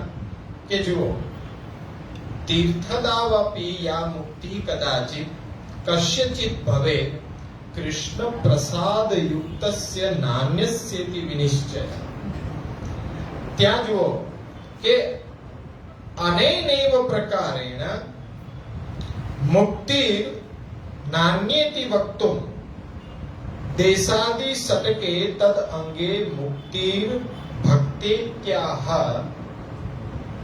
ત્યાં પ્રકાશમાં મહાપ્રભુજી સમજાવી રહ્યા છે કે પ્રસન્નો ભગવતવાંશ તદ અંશ દ્વારા મોચયતિ તીર્થાદિના મહાત્મ્યાર્થમ યથા અજામિલો નામના અત પ્રસાદાર્થમ પ્રેમાંતાની કર્તવ્યાની નનુ કદાચિત પ્રેમ રહિતો અપી તીર્થે સમ્યક પ્રકારેણ મુક્તિ સૂચકેન મ્રિયત ઇતિ ચેતત્રાહ નાન્યસ્યેતિ તસ્યાપી પૂર્વમેવ સાધન સંપત્તિ સિદ્ધા વાસનાવશાત પરમ પ્રાકૃતત્વમ એ ભગવદ ઈચ્છયા. તો ત્યાં આપ જણાવી રહ્યા છે કે સાત્વિક થઈને જે દેવી સંપદ છે આપણી પાસે, એનાથી ઉત્પન્ન થયેલા લોકો વેદ વિધાન મુજબ યથાવિધિ જીવનનો આ મરણાંત નિર્વાહ કરે ત્યારે જઈને ક્યાંક મુક્તિ એમને પ્રાપ્ત થાય છે. હવે એ પ્રકારથી જ મુક્તિ સંભવ છે, બીજા કોઈ પ્રકારથી તો નહીં. એ બતાડવા માટે અહીંયા પ્રસ્તુત ગ્રંથમાં દેશ કાલ વગેરે 6 અંગોમાં તેના વિહિત અંગમાં મુક્તિ એ આશ્રિતા છે. તીર્થ વગેરેમાં જે મુક્તિ થાય ક્યારેક કોઈકની જ થાય, અને એ પણ કેવી રીતે? તો કે કૃષ્ણ કૃપાથી યુક્ત હોય તેની જ થાય, બીજા કોઈની નહીં. એ નિશ્ચિત છે. તીર્થમાં મુક્તિ થતી હોય તો પણ કૃષ્ણ કૃપા જેના ઉપર છે એની જ મુક્તિ થતી જોવા મળે છે. બધાને કઈ મુક્તિ મળતી નથી. છતાં પણ આપણે વિચાર એવો છે કે બ્રજમાં ગયા છીએ, હરિદ્વાર ક્યાં દૂર છે, ગંગાજીમાં સ્નાન કરવા આપણને મહાત્મ્ય ક્યાંય હજી લાગતું હોય કે આપણા પાપથી ડર લાગતો હોય, એટલે આપણે એમ કહીએ કે અહીંથી ક્યાં દૂર છે, લાવો ને હવે ત્યાં જતા આવીએ, તો કઈક ભેદ થઈ જાય પાછા. હવે બ્રજમાંથી જલ્દી આપણા બ્રજમાં સ્થિત થઈએ, હવે ક્યાંય નથી જવું, તો બ્રજવાલુ રે વાલા વેંકુટ નહીં આવો, ચાલો ને આપણે હવે ક્યાંય. એક અકળામણ થાય કે ગમે ત્યાં જાઓ પણ એ ખાલી દર્શન તીર્થોના કરી આવો બરોબર છે, પણ તેનું મહાત્મય કે કઈ જો તમને વિશિષ્ટતા લાગે અને તમે ત્યાં જાઓ તો કઈ આપણા અધિકારમાં પાછો ભેદ છે. સર્વદા આપણે તો પ્રભુ જ છે, પ્રભુને છોડીને ક્યાંય જવું આવવું એ તો આપણા માટે નિરર્થક નિષેધ છે. જો એ છોડશું તો પછી આપણે ફલમાં કોઈ દિવસ એ ફલની દિશા તરફ પણ આગળ વધી શકશું નહીં, રેતીમાં ગાડી ખૂંચી જશે. ક્યાંય પણ મહાત્મા ભગવાનને છોડીને લાગ્યું મંત્રમાં કે કોઈ પણ તીર્થમાં કે કોઈ કર્મમાં, સમજી લેવું કે ગાડી રેતીમાં ફરે છે, આગળ કઈ વધશે નહીં, આખું જીવન રહી જશે. તોય આ તો આપણે એટલો અભ્યાસ કરીએ સમજી ગયા, પણ હવે જે કોઈ નથી સમજાય બિચારા તો એ બિચારા તો પછી ભટકી રહ્યા છે ને. હજી આપણને દયા આવે કે આ બધાને સન્માર્ગ મળે, કદાચ આવો કોઈ આ માધ્યમ હોય કે જેના દ્વારા એના કાનમાં પડે અને એને ખબર પડે કે ઓહો આટલા વખતથી પેટ્રોલ ને બધી શક્તિનો ને વ્યય થાય છે, ગાડી તો યાની છે, આગળ તો વધી જ નથી. જેના અહોભાવ હોય ને કે ભાઈ મંગલમુખી સદાય સુખી થવું જોઈએ, ત્યાં જ પહેલા જવું જોઈએ, એવા કેટલાય હજી દૂર છે આ બધા નચોડે, પણ એની ગાડી ત્યાં જ ફરે છે. પણ આપણે માધ્યમ બનીએ કે કઈક ભગવત નામનું મહાત્મય, કઈક પુષ્ટિ માર્ગની વિલક્ષણતા એના કાને પડે તો ભગવાનમાં અને મહાપ્રભુમાં સામર્થ્ય છે કે એની ગાડીને ખેંચીને જેમ આપણા બધા એની બહાર આવી છે. આપણે બધા કઈ સીધે સીધા આમાં આવ્યા નથી, બહુ ઊંડા ખૂંચેલા હતા, બહુ ઊંડા ધુરંધર એમ કે ઈ વળી પાછા હવે માંડ લીસોટા હજી તો છે તો ખરા જો અંદર. એ ધ્યાન રાખવું પડે કે ક્યાંક લીલા ન થઈ જાય, એટલે એ તો બહુ ધ્યાન રાખવું પડે. એટલે જ અમે કહીએ કે ચાલુ છે, અરે એક ને એક વાત કે કર્યા કરો આપ તો ભાઈ, એક ને એક વાત શું કરે, તમારે વળી પાછા ગાડી છે યુ ટર્ન લઈ જતી હોય તો કેવું તો પડે ને કે સીધા રાખો, સ્ટેરિંગ સીધું રાખો, વધારે આડો અવડું કરો માં. પણ ત્યાં જ વહી જાય સ્ટેરિંગ, શું થાય પાછી રેતીમાં આપણે ટ્રેક ઉપર લાવીએ ને એને આવડે નહીં, સીધું સ્ટેરિંગ આડું કરતા પાછી રેતી. ઘણા હજી એમ થાય છે બે પૈડા બહાર આવી ગયા, બે પૈડા રેતી. ફાયદો શું? આગળના પૈડા નો ફાયદો, પાછળના પૈડા રેતીમાં જ ફરે છે. ઘણા એવા છે બે પૈડા ટ્રેક ઉપર છે, બે પૈડા રેતી. આખે આખાની તો વાત જ જવા દે, પણ અડધા બહાર એવા છે હજી એને આપણે બલ આપીએ છીએ કે હજી ભણાવીએ, લ્યો હજી ટીકા ગ્રંથો, લ્યો હજી વિસ્તાર ઊંડાણ પૂર્વક ક્યાંક આવી જાય, જોરથી ગાડી આપે છે, ધક્કો લગાડવાનો છે મૂળ તો. એટલે ત્યાં જે કૃષ્ણ કૃપાથી યુક્ત એટલે પ્રસન્ન થયેલા ભગવાન એ તીર્થ દ્વારા મુક્તિ એને આપે છે.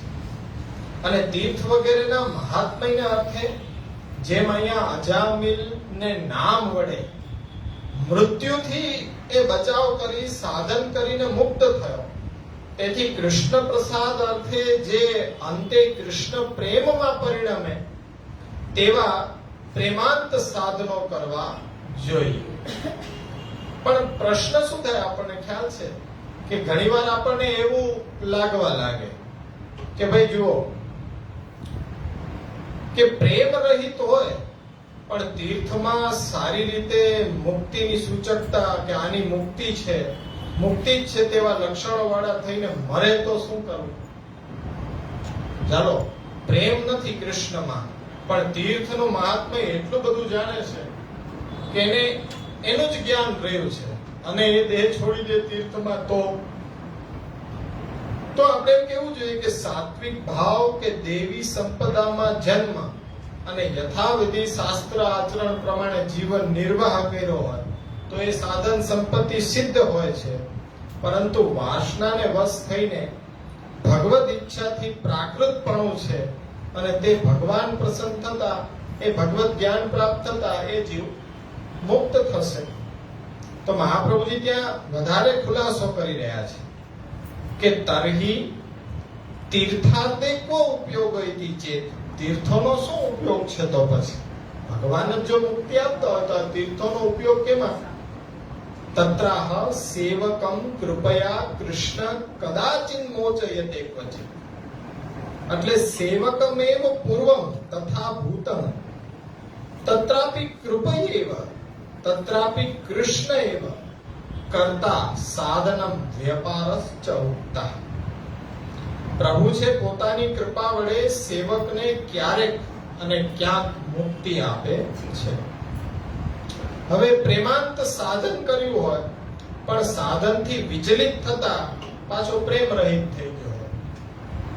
આપણે સેવા કથા છોડી દઈએ ને થોડા દિવસ, આપણામાં આસુર આવે આવી પછી આપણે જેમ બહુ સાચવીને રહેવું પડે. સૂતક ઇત્યાદિમાં શું છે કે કઈ કામ હોય નહીં, એમાં જો મોબાઈલ ને ટીવી અને અડોશ પડોશ જો એવો દૂષણ લાગી ગયો એટલે અમે એમ કહીએ કે ભાઈ 16મો દિવસ ન કરવો. 15 રાત્રિએ બાધક પૂરું થતું હોય તો શા માટે 16, 17 ને 18? હવે 16, 17 ને 18 કરવા જતા ઈ જ ફાવી જાય તો વિધાન ક્યાં થયું હોય ને ક્યાં વાપરે. હવે સાક્ષરા વિપરીતાસ છે રાક્ષસા ભવંતી. હવે કે જેમના પતિનું અવસાન થયું હોય તો 11 મહિના સુધી કે સેવાથી દૂર રહેવું પડે. એ વિધાન ત્યાંનું છે જ નહીં. એ વિધાન તો તીર્થનું સેવન કે શુભ પ્રસંગોની અંદરનું છે કે ભાઈ વર્ષી વળી જાય ગમે ત્યારે 21મા દિવસે તમે વાળી લો, પણ જે એનો સંબંધી એ વ્યક્તિ છે એના માટે તો 11 મહિનાનો શોક એમને એમ છે. બીજા બધા ભલે પ્રસંગ ઇત્યાદિ કરે પણ પોતે એમાં હાજરી આપે નહીં. તીર્થમાં તો ભગવાનનું જ સ્વરૂપ છે તો આનંદ સાથે જવું જોઈએ ને, ખેદ સાથે ન જવું જોઈએ. તીર્થમાં પણ અટન ન કરે. એના માટે 11 મહિનાનો નિયમ છે. લાગુ ક્યાં પાડે છે કે ભગવત સેવા એ કરી ન શકે, પણ ભીતિ કેવી છે કે ભાઈ આપણો સ્વભાવ તો હવે એ દુષ્ટ છે. આપણને તો સેવા કથામાંથી છુટકારો મળે એ જ ગોતતા હોય આપણે, ક્યારે છુટકારો મળે, જલ્દી પધરાઈ જાય. ઘણા તો શોખ હોય, સાંભળવાની જરૂર ન હોય તોય સાંભળી લે છે. બાધક ઠાકોર બીજે પધરાય, મોટું કુટુંબ એક જાય બીજું આવે ત્રીજું આવે, 2 મહિના સુધી એમને હોય બાધકમાં બાધકમાં. અરે ભગવત નામ કથા વિના તો સદા સુતકી, ભગવત નામ નહીં તો સદા પાતકી. તો આપણી તો એ વ્યાખ્યા છે. એટલે આપણે તો સત્વને પહેલા પ્રાધાન્ય સેવાને આપવું જોઈએ, પછી બધા સંબંધો ગૌણ છે.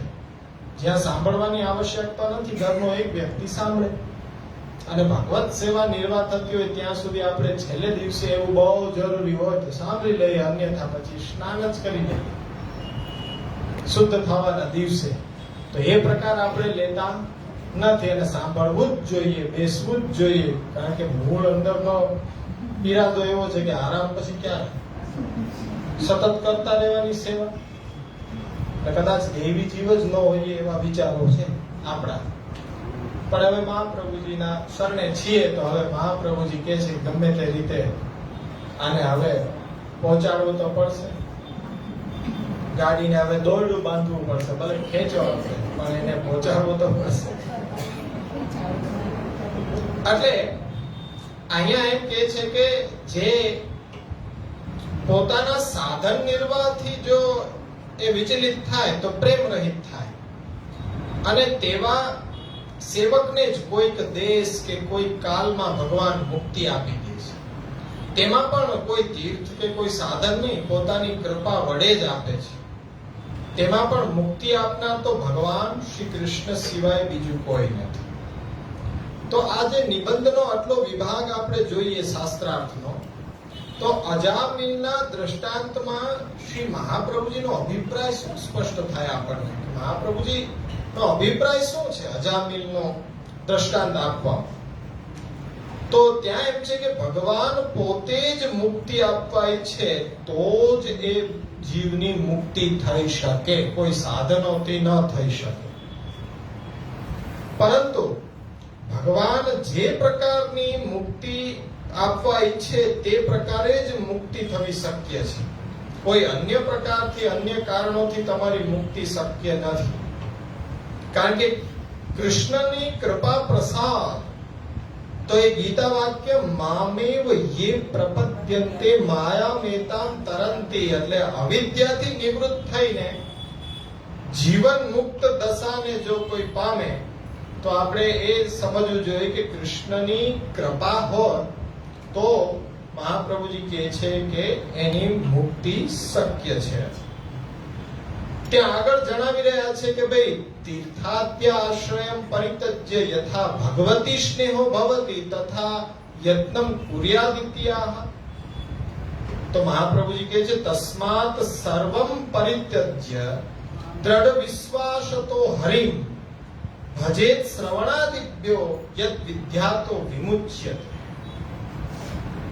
એટલે શાસ્ત્રાર્થની 49મી કારિકા કે હરિભજને અપી કદાચિત મોક્ષો ન ભવેદિતિ આશંકા પરિત્યજ્ય દ્રઢ વિશ્વાસમ કૃત્વા શ્રવણાદિભ્યો હેતુભ્ય શ્રવણાદિભિ યજેત તતો વિમુચ્યેત એવેતિ પુનરુક્તમ. માત્ર ને માત્ર તીર્થ વગેરેનો આશ્રય છોડીને જે પ્રકારે ભગવાનમાં સ્નેહ થાય એ પ્રકારે પ્રયત્ન કરવો જોઈએ. બધું જ છોડીને ભગવાનમાં દ્રઢ વિશ્વાસ કરો અને હરિને શ્રવણાદિક વડે ભજવાથી અવિદ્યા ઉપરાંત વિદ્યાથી પણ મુક્ત થવાય છે. હરિભજન કરતા પણ ક્યારેક મોક્ષ ન પણ મળે એવી આશંકા થાય તો એ આશંકાને મહાપ્રભુજી કહે છે કે છોડી દો. કારણ કે દ્રઢ વિશ્વાસ કરીને શ્રવણાદિક હેતુથી, શ્રવણ આદિથી તમે પ્રભુને ભજો છો તો તે ભજનથી વિદ્યાથી પણ મુક્ત થવાય છે, એમાં કોઈ સંદેહ નથી. તમે જો શ્રવણાદિ કરો છો તો એના દ્વારા પણ મુક્તિ તો થશે જ. હવે પ્રીતિપૂર્વક ભગવત ભજનથી જ અવિદ્યા અને વિદ્યા જો બધાથી મુક્ત થવાય અને સાયુજ્ય સિદ્ધિ પ્રાપ્ત થઈ શકે તો અહીંયા અજામિલનું ઉદાહરણ આપીને ભગવાન સર્વ દોષ નિવારક છે, તો સર્વ પ્રકારે ભગવાન જ આશ્રય કરવા યોગ્ય છે. તો અત્યાર સુધી જે દેશ, કાલ, તીર્થ આદિક સાધનો પણ કૃષ્ણ કૃપા વાળાઓને જ મુક્તિનું ફળ આપવા વાળા બની શકે. તો ત્યાં દ્રષ્ટાંતમાં આપણે જોઈએ શ્રીમદ ભાગવત દસમ સ્કંદનો ઉત્તરાર્ધનો પ્રસંગ 51મો અધ્યાય અને 20મો શ્લોક. શું છે કે વરમ વૃષ્ણીવ ભદ્રમ તે ઋતે કેવલમદ્યના એક એવેશ્વરસ્તસ્ય ભગવાન વિષ્ણુર વ્યયઃ. આ પ્રસંગ શું છે? મુચકુંદ રાજાના પ્રસંગનો આ એક શ્લોક છે કે દેવતાઓ પ્રસન્ન થઈ ગયા અને મુચકુંદને વર માંગવા માટે કીધું. તો હે રાજન, તમારું કલ્યાણ થશે, તમારું ઈચ્છિત અમારાથી તમે વરદાન માંગો, માત્ર કેવલ્ય મોક્ષ છોડીને તમે જે માંગશો એ બધું અમે આપીશું. ત્યાં બહુ સ્પષ્ટતા દેવતાઓએ કરેલી છે કે મોક્ષને છોડીને તમે બીજું બધું માંગજો. કારણ કે કેવલ્ય મોક્ષ તો આપવાનું સામર્થ્ય કેવલ અવિનાશી વિષ્ણુનું જ છે, અમે તે આપી શકતા નથી. એટલે એ છોડીને તમારે બીજું જે માંગવું હોય તે તમે અવશ્ય માંગી લો. પણ મોક્ષના નિયંતા તો કેવલ ભગવાન છે. કેટલી દ્રઢતા કરાવે છે. મહાપ્રભુજી જે પણ કોઈ દ્રષ્ટાંત આપે છે, કોઈ દ્રષ્ટાંત જેવું તેવું નથી, પણ એનું સ્વારસ્ય કેટલું ઊંડું છે કે અજામિલનું જ શા માટે અહીંયા ઉદાહરણ આપ્યું છે. એના માટે ભાઈ મહાત્મય દ્રઢ કરવા માટે. આપણો પ્રશ્ન એ જ તો છે, મહાત્મય જ્ઞાન વારંવાર ભૂલાઈ જતું હોય. મહાત્મય જ્ઞાન ભૂલાઈ જતું હોય, જો મહાત્મય જ્ઞાન ભૂલાશે તો ભક્તિથી આપણે વિચલિત થશું. ભક્તિથી વિચલિત થશું એટલે કાલ તો મોઢું ખોલીને બેઠો જ છે. કાલ તો મોઢું ખોલીને બેઠો જ છે ને માથા ઉપર ભમી રહ્યો છે. ભગવત નામ અને એની સ્મૃતિ આપણા હૃદયમાં છે એટલે આપણને એ ગ્રાસ બનાવી શકતો નથી. પણ જો એક ક્ષણ ભગવત નામ ચૂકાય કે આપણા કર્તવ્યથી વિચલિત થાય એટલે ક્યારેય કોળીઓ બનાવી લે ને એ ખબર ન પડે. પછી આપણે ભ્રાંતિમાં જ જીવતા રહી જાય કે ના અમે તો બરોબર આ જ કરી રહ્યા છીએ. પણ તમે કરી નથી રહ્યા, તમે કંઈક અલગ કરી રહ્યા છો. તો અહીંયા દેશ કાળ મંત્ર કર્મ આ બધા સાધનોમાં આસક્તિ ન થવી જોઈએ, તેનો આશ્રય ન કરવો જોઈએ. આશ્રય તો કેવલ કૃષ્ણનો જ કરવો જોઈએ. તો આ કૃષ્ણ કૃપાના અર્થે જ ધર્મ નું ભક્તિના અંગ તરીકે સેવન કરવું પણ આશ્રય છે, એ વિશ્વાસ છે અને એ ભજન જ છે. અને એ પણ કોનું કરવું તો કે શ્રી કૃષ્ણનું જ કરવું. શા માટે તો કે અજામિલના પણ દોષોનો નાશ ભગવાન સ્વયં જ તો કર્યો. ભગવાને જ કૃપા વિચારીને પુત્રના માટે લેવાયેલા નારાયણ નામમાં. હવે ત્યાં કૃપાલુતા જુઓ. અજામિલે તો કોઈ ભગવાનનો એ નામ લેવા માટે કોઈ વિચારે કર્યો નહોતો, પણ પોતાના દીકરાનું નામ નારાયણ રાખ્યું. એટલે અંત સમયે પણ ચિત્તવૃત્તિ તો એમાં હતી કે એને સંબોધીને તો પોતાના દીકરાને બોલાવ્યો, પણ અનાયાસે ભગવત નામ હાસી મસ્કરીમાં ક્યારેક ભૂલથી લેવાઈ જાય તો ભાગવત એમ કહે છે કે ના ના એ પોતાનો પ્રભાવ તો બતાડે જ. તો પછી આપણે તો આપણું મહાત્મય ભણીને બધું વિચારીને પછી અષ્ટાક્ષર લઈએ તો કેટલું બધું મહાત્મય. આ તો ભૂલથી પણ હાસી મસ્કરીમાં કે ભાઈ દ્વેષથી ગમે તે રીતે ભગવત નામ લેવાય તો એ સાર્થક જ થાય. પણ આ રીતના જો આપણે લેતા હશું તો શા માટે સાર્થક ન થાય? એટલે અન્યાશ્રય છોડાવવા માટેનો આપણે ચોરી છુપે અન્યાશ્રય કરી લેતા હોય. સ્પષ્ટ અન્યાશ્રય ન કરતા હોય તો માર્ગોક્ત અન્યાશ્રય કરતા હોય. કોઈ બીજા બતાડી દે તો સાક્ષરા વિપરીતાસ છે રાક્ષસો. 4,500 રૂપિયા તમે લખાવો એક આહુતિ આમાં બેસો. આ યજ્ઞ નારાયણ ભગવાન પ્રાગટ્ય થવાનું છે. અમારે તો કેટલા વર્ષો પહેલા થઈ ગયું. હવે શું અહીંયા જોવું અમારે? તોય માથા ઉપર રૂમાલ રાખી રાખીને તડકામાં યજ્ઞ નારાયણ ભગવાન ક્યારે પ્રગટ થાય. એમાં વિવિધ પ્રકારની મૂર્તિઓ કે આજે તો એમ આજ તો સાક્ષાત ગોવર્ધન ધારણ કર્યો હોય ને એ પ્રગટ થયા. ગોવર્ધન ધારણ કર્યો એ નહીં, આપણે કઈ જેટલી લીલાઓ કરી ને એ બધું પ્રગટ બિરાજે છે અમારે. હવે એકેય લીલા અમારે જોવાની રહ્યો જ નથી. શેના આપી સંધ્યાનું જલ લઈ જાઓ, દોરા ધાગા કરાવી જાઓ, ભોજપત્ર કરાવી જાઓ. સ્પષ્ટ અન્યાશ્રય નથી કરતા, માર્ગોક્ત અન્યાશ્રય. એ અન્યાશ્રય કરાવે છે કોણ? સાક્ષરા ભણેલા ગણેલા અમે લોકો. એ વિપરીતાસ છે. જો એ વિપરીત થઈ ગયા તો કોણ થઈ ગયા? રાક્ષસ. સ્પષ્ટ ને આવું ઈ કે બોલે આવું એટલે જ કે અમે અહીંયા નો આવી. એ બધું સાચું કે ભાઈ ગુરુ તો હંમેશા વખાણ કરે તો તમે શિક્ષિત કેવી રીતના થાવ? એ દંડ કરે એટલે પહેલા તો ગમે એટલું સારું શીખી લઈએ કે ગમે એટલું સારું તો એ વખાણ તો કરે જ. તો એ જ સાચા ગુરુ. એ વખાણ તો કોઈ દિવસ કરે જ નહીં, કારણ કે એનાથી બગાડ થાય. મને બહુ આવડી ગયું એવું થાય. કંઈક ને કંઈક એમાં ભૂલ ગોતે તો પાછી આપણી જિજ્ઞાસા એવી જોઈએ કે ચાલો ફરીથી આપણે સુધારીએ. પણ આ તો ત્યાંથી હટી જાય. આ ડોક્ટર તો બધી ના જ પાડે છે, પણ ઓલા ડોક્ટર સારા કે ઈ બધું ઈ કે ખાવાની તો છૂટ આપે. અરે ઈ કે ખવડાવે, ખાવાની શું મોહન થાળી કે બનાવીને ખવડાવે, ના જે કે જવાય. આ તો એમ કે આનો વળી પાછી કડવી દવા, એ કડવી દવા આપે અને પછી એ સ્વાસ્થ્ય હવે તમારું કોની આગળ સુધરે અને કોની આગળ બગડે એ તો તમને ખબર પડવી જોઈએ. પણ મહાપ્રભુજીના શબ્દોની અંદર બાળક, અહીં તો 75 વર્ષના હોય તોય બાળક, કારણ કે પોતાનું હિત અહિત ન સમજે ત્યાં સુધી તો દયનીય પરિસ્થિતિ છે ને. એટલે આ બધું તમને સમજાવવું પડે, એકડો ઘૂંટાવવો પડે કે ભાઈ આમ ના જ કરજો, આમ ના કરતા. પાપા પગલી કરાવવી પડે છે હજી આંગળી પકડીને. જે દિવસે તમે આંગળી છોડીને એ સશક્ત રીતે ચાલવા તૈયાર થઈ ગયા પછી કાર્ય પૂરું, પછી કોઈ ન રોકી શકે. પણ અત્યારના હજી ઘણા બધા અવરોધો છે, તો એ અવરોધોને દૂર આ નિરસ્ત કરી નાખે.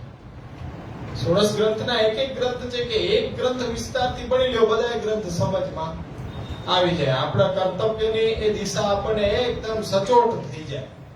પણ જો એ ન સમજો ને એમને તમે પાઠ કર્યા રાખો તો એનો કોઈ પાછો અર્થ સરતો નથી. પાઠના નિયમો વાળા ઠાકોરજીને સંભળાવતા હોય. ઠાકોરજીની પરિસ્થિતિ કેવી થાય? ઠાકોરજીને એમ થોડી કહેવાય અસમર્પિત વસ્તુ નામ તસ્માદ વર્જનમાચરે. ઠાકોરજી કે તારા માટે, મારા માટે નહીં. નિવેદિભિ સમર્પેવ સર્વમ. ઠાકોરજી કે બહાર જઈને કરતે. અત્યારના તો કઈ કીર્તન કે ગા, પણ અમારો નિયમ છે ને મહારાજ, પાછો સમય મળતો નથી, ઓછો. સેવામાં સમય જાય તો ઝપાટ ન મળે, ઝપાટ કરવા બેસી જાય સેવામાં મોડું થઈ જાય. મોડું તો અમને જરાય ચાલે નહીં. ગમે તે સમય હોય મોડું અમારા માટે નહીં, બધું. તો એના માટે આવા બધા એ પ્રસંગોને ધ્યાન રાખીએ ને જરાક સ્થિરતા લઈએ કે ત્યાં વિચાર કરીએ. મેં એક વાક્ય કીધું હતું કે ભાઈ હમણાં જ 2 દિવસ પહેલા કે તમે નામ દીક્ષાની ને બ્રહ્મસમન દીક્ષાની એટલી બધી ઉતાવળ ના કરો. તમે ઉતાવળ ન કરો, તમે જરાક વાર રોકાઓ કે ભાઈ આ ના પાડે છે તો શા માટે ના પાડે છે, એટલું તો વિચાર કરવા રોકાવ. નહીં ના બીજા છે એ આપે છે, જ્યાં આપતા હોય ત્યાંથી લઈ ગયો, અમારે તો લેવાનું કામ છે ને. પણ મેં કીધું આટલી બધી ઉતાવળ કરીને તમે તમારું જ નુકસાન કરી રહ્યા છો. 1 મિનિટ ત્યાં વિચાર કરવો જોઈએ કે ના પાડો છો તો શા માટે, કેમ, વાય, શું કારણ છે કે આપ નથી આપતા, તો કઈક સમજાવો. નથી આપતા નથી કઈ, પછી ખબર પડે કે ભાઈ બીજે મુંડન કરે. અમે ન કર્યું તો કર્યું તો બીજે કરી તો. અમારે એનાથી કઈ મતલબ નથી. અમારે એ કે બ્રાહ્મ સંબંધ લેવાઈ જાય એટલે અમારે તો બ્રહ્મણામાં જ જીવવું છે. એટલે અહીંયા એ જે અજામિલના દોષો ભગવાને સ્વયં દૂર કર્યા.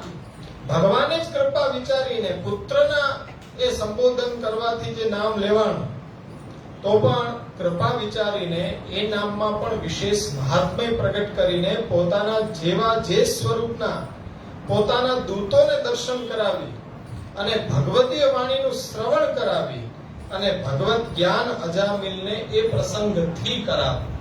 ત્યાં તો યમદૂતો પણ આવી ગયા અને વિષ્ણુદૂતો પણ આવી ગયા. યમદૂતો કહે છે કે ભાઈ આ તો અમારે લઈ જવાનો છે, તમે શા માટે આવ્યા છો? તો કે અંત સમય ભગવત નામ લીધું છે. તો કે અંત સમય લીધો, આખું જીવન તો એને એવા જ કુકર્મો કર્યા છે, નરક પાતની ગતિ થશે. ત્યારે વિષ્ણુદૂતો એમ કહે છે કે ભગવત નામનું મહાત્મ્ય સાંભળો. એ અજામિલને ત્યાં પ્રસંગ મળ્યો કે ભગવત નામનું મહાત્મ્ય એને શ્રવણ કર્યું, એના દ્વારા એને ત્યાં એ મુક્તિ થઈ રહી છે. એટલે અહીંયા ભગવતીય વાણીનું શ્રવણ પણ કરાવ્યું અને એના દ્વારા ભગવત જ્ઞાન અજામિલને કરાવ્યું. મૃત્યુથી તાર્યો, સાધન કરવા અવકાશ ઉભો કર્યો અને તેમાં બુદ્ધિ કરાવી અને પોતાના લોકની પ્રાપ્તિ રૂપ મોક્ષનું દાન કર્યું. બાકી તો પુત્રના અર્થે પુત્રને સંબોધીને કોઈ નારાયણ નામમાં એમાં પાછી બુદ્ધિ રહેલી હોય લૌકિક ભાવોને કારણે તો મુખમાંથી લૌકિક જ નીકળે. તેમ છતાં પણ વાણીની પ્રયોજિકા બુદ્ધિમાં લૌકિક ભાવ હોતા નીકળેલું નામ વિષ્ણુદૂત ભગવદીઓના દર્શન અને એના સંગ રૂપ અલૌકિક ફળ કેવી રીતના આપી શકે? પ્રશ્ન અહીંયા ઉભો થાય કે અહીંયા કેમ એને અલૌકિક ફળ મળ્યું? કારણ કે પુત્રનો ભાવ હતો, ભગવત નામ લેવાનો તો ભાવ નહોતો, તો લૌકિક ભાવ હતો. તો લૌકિક હતો જેવો ભાવ એવી વાણી કેવી જોઈએ, તો પછી એને વિષ્ણુદૂતના દર્શન થયા કેવી રીતના? કોઈ જાણે અજાણે કે ભાવ કે અભાવથી નામ લે છે તો શું એને તોય તારી દે? તો પ્રશ્ન એ થાય છે કે આમાં અલૌકિક ફળ અજામિલને થયું કેવી રીતે? એનો તો ભાવ તો લૌકિક હતો. તો ભાગવતમાં અજામિલના પ્રસંગમાં એક શ્લોક છે કે એ બીજા અધ્યાયના 6થા સ્કંદના બીજા અધ્યાયના 9મા શ્લોક થી લઈને 14મા શ્લોક સુધી એ વાંચન કરવા જેવું છે. જે ટાંકતા હોય ને એને કહો, જે તીવ્ર કુશાગ્ર બુદ્ધિ વાળા છે ને એ સતત ધ્યાન જ ધરી લે તરત કે અહીંયા આ જગ્યાએ નામ છે, એને બધું કંઠસ્થ હોય. એટલે મારે તો રાખવું જ પડે. તો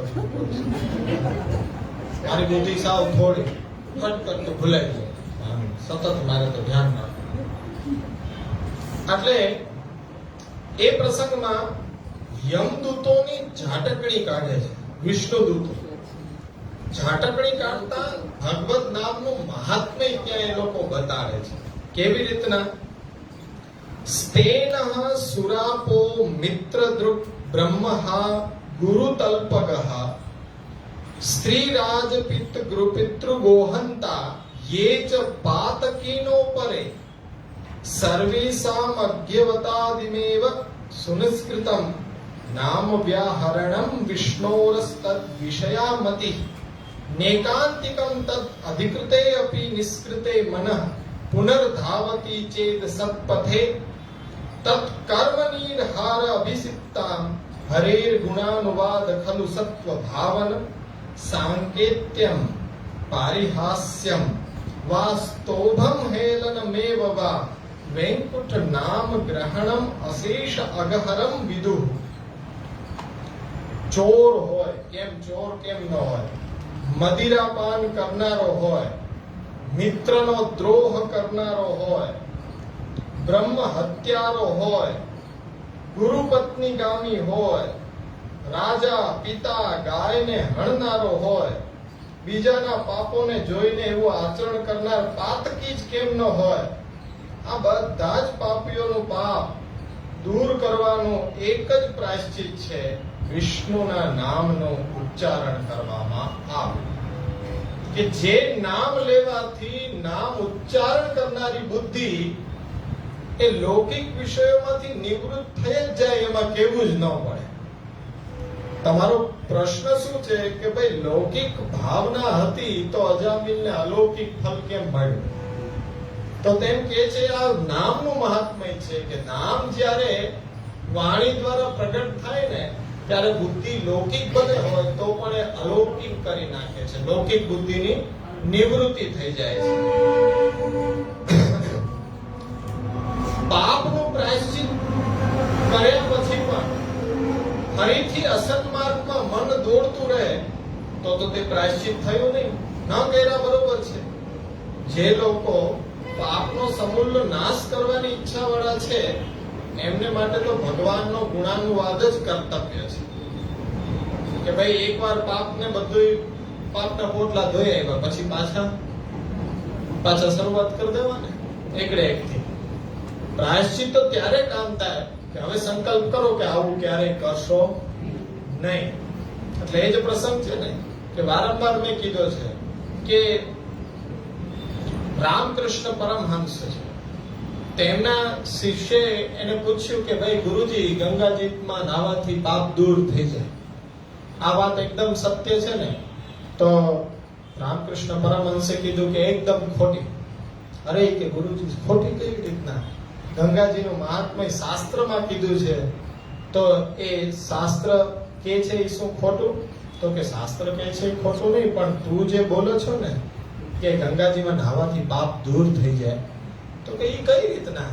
તો કે ઈ ખોટું છે, પાપ દૂર ન થાય. અરે કે લખ્યું હોય પછી તો થાય જ ને. તો એને સમજાવ્યું પ્રેક્ટિકલ કે તું જ્યારે ગંગાજીમાં નહાવા જા ને ત્યારે તું જલના પ્રવાહમાં ઉતરત ને ડૂબકી લગાવ ને ત્યારે તારા બધાય પાપ નીકળીને તટ ઉપર રહેલા વૃક્ષ ઉપર બેસી ગઈ. તારી રાહ જોવે ક્યારે બહાર નીકળે. તું જ્યારે સ્નાન કરીને બહાર આવ ને, અરે કે પાછા એન્ટર થઈ જાય. હા કે પાછા વૃક્ષ ઉપર રાહ જોતા હોય ને, બહાર નીકળો ગંગાજીમાંથી એટલે પાછા એન્ટર. તો કે શું કરવું? તો કે બહાર આવવું જ નહીં. અરે કે તો કેવી રીતના રહેવાય? પ્રવાહમાં જ રહેવું બહાર. તારો પ્રશ્ન એવો છે કે બીક શેનાથી છે? પાપથી છે ને. તો કે જીવન જ એવું જીવ કે પાપાચરણ થવા જ ન દે, તો પછી આ બધું ગંગાજીને પરિશ્રમ ન આપવો પડે ને. ગંગાજીને શું પાપ ધોવાનું જ કામ છે? તો ઘણા આવું હોય કે ભાઈ એકવાર તમે સમૂળ પાપનો નાશ કરી દો, હવે કે બસ તાજા માજા થઈ ગયા અને નવેસરથી આરામ કરો પાછા. એટલે એ રીતના તો પ્રાયશ્ચિત કર્યું પણ નકામું છે.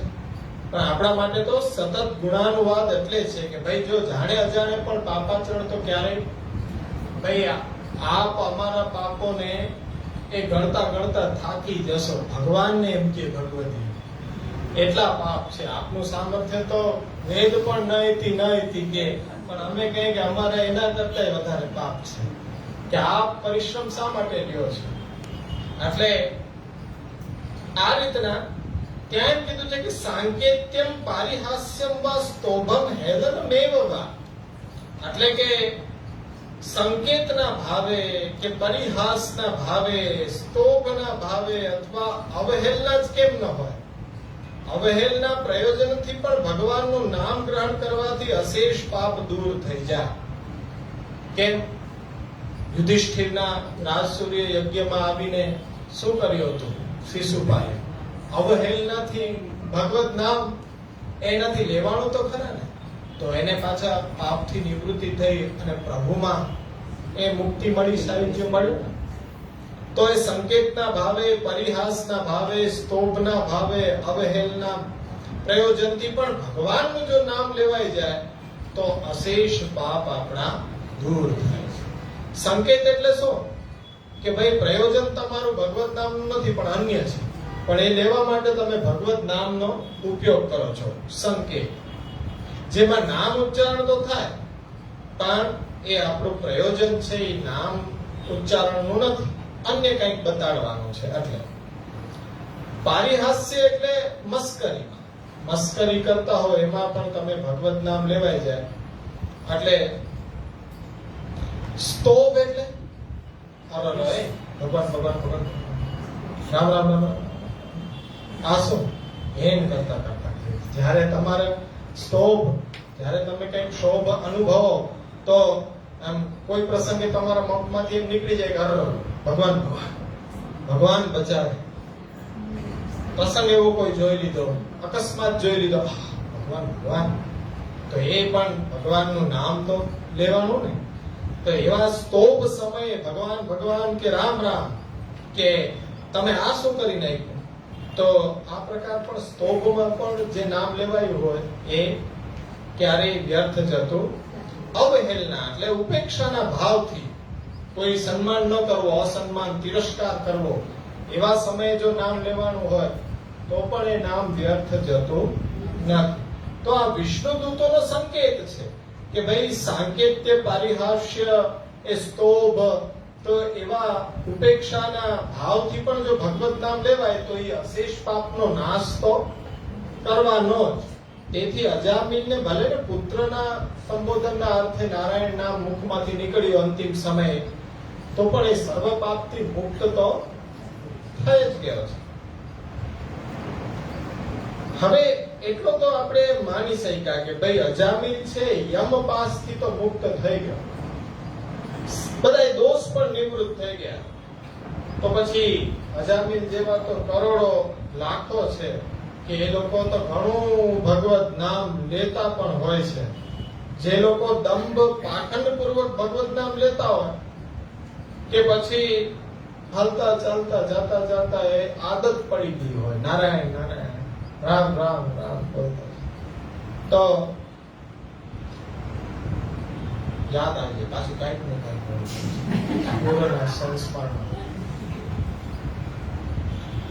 આપણામાં એવું છે કે સવારના ધોતી બંડીમાં હોય, મોટું બધું સુંદર તિલક પહેર્યું, અને ચાતુર્માસ ચાલતો હોય એમાં તો રોજ મહાપ્રભુજીના દંડવત કરવાનો નિયમ.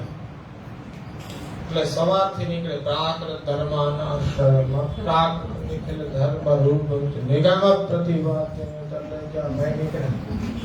એક હાથમાં પટ્ટી હોય, એક હાથમાં બિસ્કિટ હોય, 4 પગાર અને આનંદ કરવાનો. ગાય આવે તો પટ્ટી ખવડાવી દે. પછી રસ્તામાં જેટલા દેવી દેવતા, કૃષ્ણાસ્ય કૃપા નિધિ મહાદેવ, હનુમાનજી, દેવી, શમશાનમાં આટો મારે. કારણ કે ત્યાં પાછા સંત તો હોય જ ને, ત્યાં પાછા સાંઈ બાબા ને જી આવે, પછી બેઠક થઈ જાય, અને એને બધા એમ કહેવા કેવા ભગવતી. આમાં આપણે તો એમ થાય કે કોઈ ઢાંકણામાં પાણી ભરી એમાં. એટલે એ છે કે જો પાખંડી લોકો ભગવત નામ લે તો જો આઈ બોલે છે, પાછા એનું મહાત્મ્ય એવું ગૂઢ છે કે એ વળી પાછા બધું જ કરી લે. મદિરા પાની કરી આનંદ પરમા. હા, અને પાછી જોવાની કોઈ જુનાગઢ બાદ બિરાજમાન છે. બોલો, અને તમારા બધામાંથી ઘણા બધા ઓળખી છે સારી રીતે. પાછા એક વસ્તુ કે એ પાછા આપણે કેમ ઉત્સાહ આવે. શોભાયાત્રા રવેડીઓ નીકળે એમાં આગળ ને આગળ હોય, આગળ ને આગળ હોય, આમ ઉત્કર્ષ લેતા હોય. આમ પીળો ઉપરનો બાંધી તમે બધા જય શ્રી કૃષ્ણ. એટલે પોતાને આઈ એમ સમથિંગ. અહીંયા જ વળી પાછા એ મૂર્તિ સ્થાપિત છે જુનાગઢ. એ દુર્ભાગ્ય કયો કે ગમે એ કયો હવે જુનાગઢ કેમ આટલો તાપ પડે છે, દુર્ભાગ્ય. એટલે કે આવા લોકો જે હશે કે પાખંડી હોય, દંભ પાખંડ પૂર્વક ભગવત નામ લે, કે જેને હાલતા ચાલતા રામ નારાયણ કહેવાની આદત પડી ગઈ હોય, બોલવાની, તો એવા લોકો વડે આટલું બધું ઈશ્વર નામ લેવા છતાં તેમના દોષનો કે બંધનોનો કે મૃત્યુ પાસનો છુટકારો કેમ નથી જોવા મળતો? એમાં કેમ અસર ન થાય? તમે આટલું કીધું કે સાંકેત્ય પરિહાસથી, ક્ષોભના ભાવથી, કે ભાઈ એ વેરના ભાવથી, ઉપેક્ષા કરવાના ભાવથી ભગવત નામ લેવાય તો પોતાનો પ્રભાવ તો બતાડે જ. પણ આવા લોકો જે છે કે જે પાખંડીઓ છે, તો એનામાં કેમ અસર જોવા નથી મળતી? તો જે નિયમથી ઈશ્વરનું જપ વગેરે કરતા હોય તેવા લોકોને પણ પાછલી અવસ્થામાં દેહ, કુટુંબ, મન વગેરેથી અત્યંત કષ્ટ પીડા ઉઠાવતા આપણે જોઈએ છીએ, કે જે પાપના ફલરૂપ લાગે છે. તો આ બધા ભગવત નામનું ઉચ્ચારણનું ફલ આવા લોકોને કેમ સિદ્ધ નથી થતું, દેખાતો? કે કેમ એનામાં અસર ન થવી જોઈએ? એ લે તો છે ને ભગવત નામ, કેટલું બધું ઉત્તમ લે, તો પણ એ કેટલું બધું કર્મ એવા કરતા જાય કે 4 પગારાને ખવડાવતા છે તો સારું છે, ગાયોને પણ ખવડાવતા જાય, ઘાસે નાખતા જાય, બધા દેવી દેવતાઓને લેતા જાય ભેગા. એ બિચારા પીતા હશે કે આ ક્યાં મને સવારમાં. એટલે હવે એ વાતને સમજો કે સુખ અને પુણ્યનું ફલ અને દુઃખ એ છે પાપનું ફળ. હવે સર્વસાધારણ અર્થમાં આવો આપણે જાણીએ છીએ કે પુણ્ય કર્યું હોય તો સુખ મળે, અને કંઈક પાપ કર્યું હોય તો દુઃખ ભોગવવું પડે. હવે ઘણા બધા દાખલાઓ મળે કે સુખ પુણ્ય ફલ રૂપે નથી ઉદ્ભવ્યું, દુઃખ એ પાપના ફલ રૂપે કઈ ઉદ્ભવતું નથી.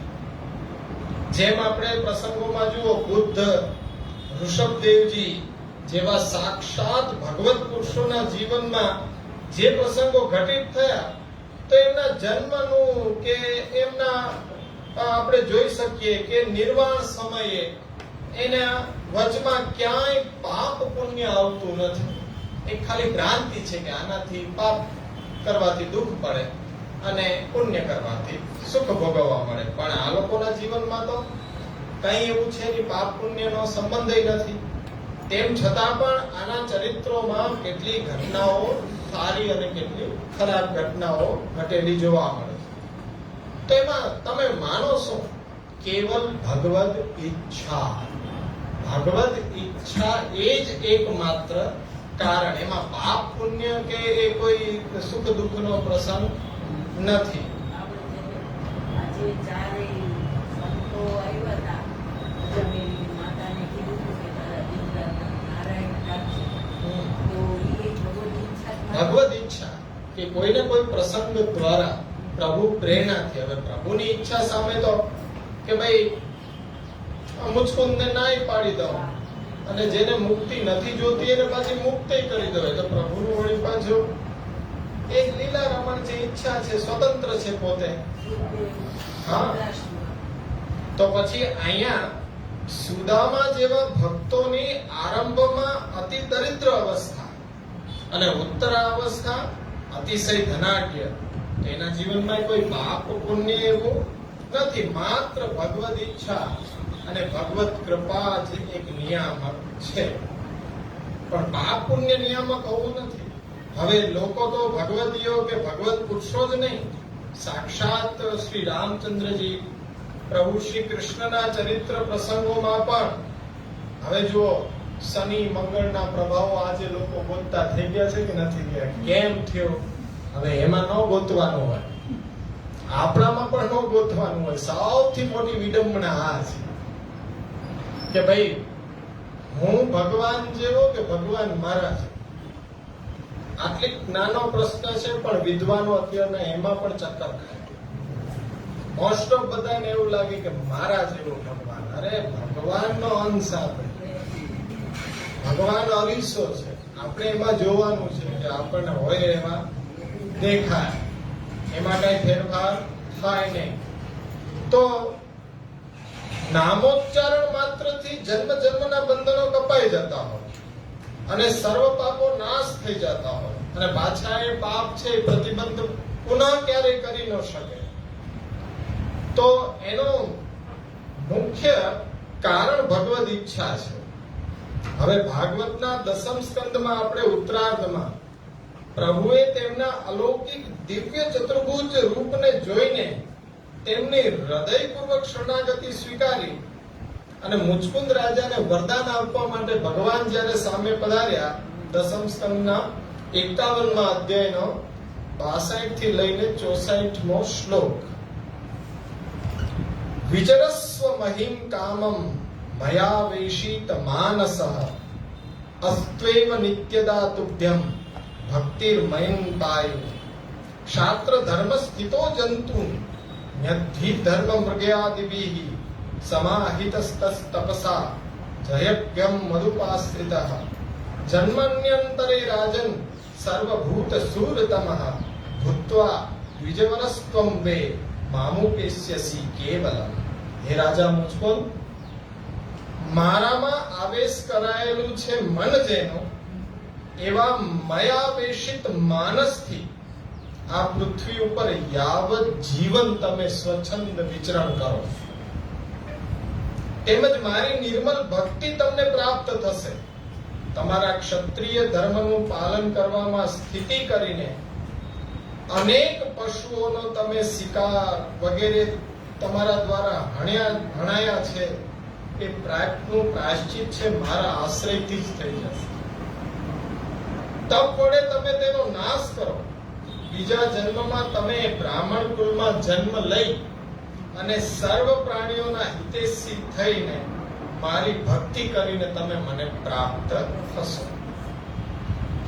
ભગવાન તપ વડે દોષ દૂર કરવાનું અને બીજા જન્મમાં પોતાની પ્રાપ્તિનું અહીંયા વરદાન આપી રહ્યા છે.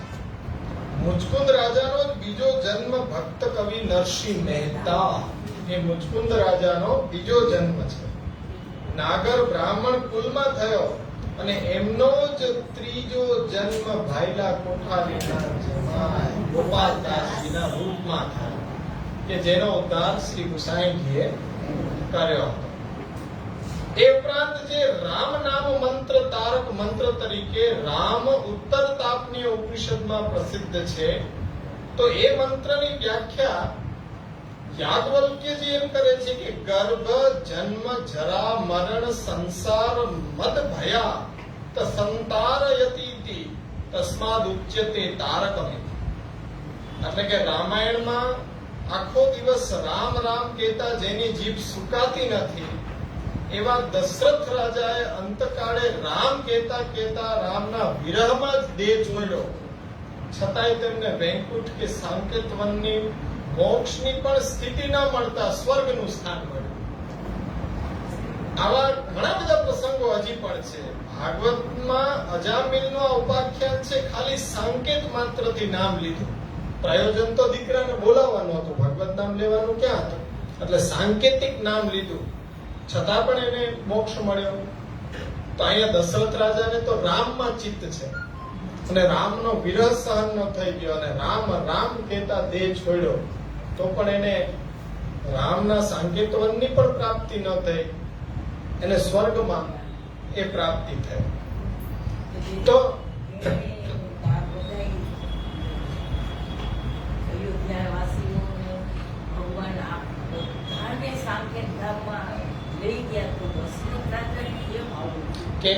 કેમ કે પ્રભુને પરિશ્રમ કરાયો, પોતાના વચનનું પ્રમાણને વધારે, અને એના કારણે પ્રભુને પરિશ્રમ આપવામાં પણ એ પીછેહટ ન થયા.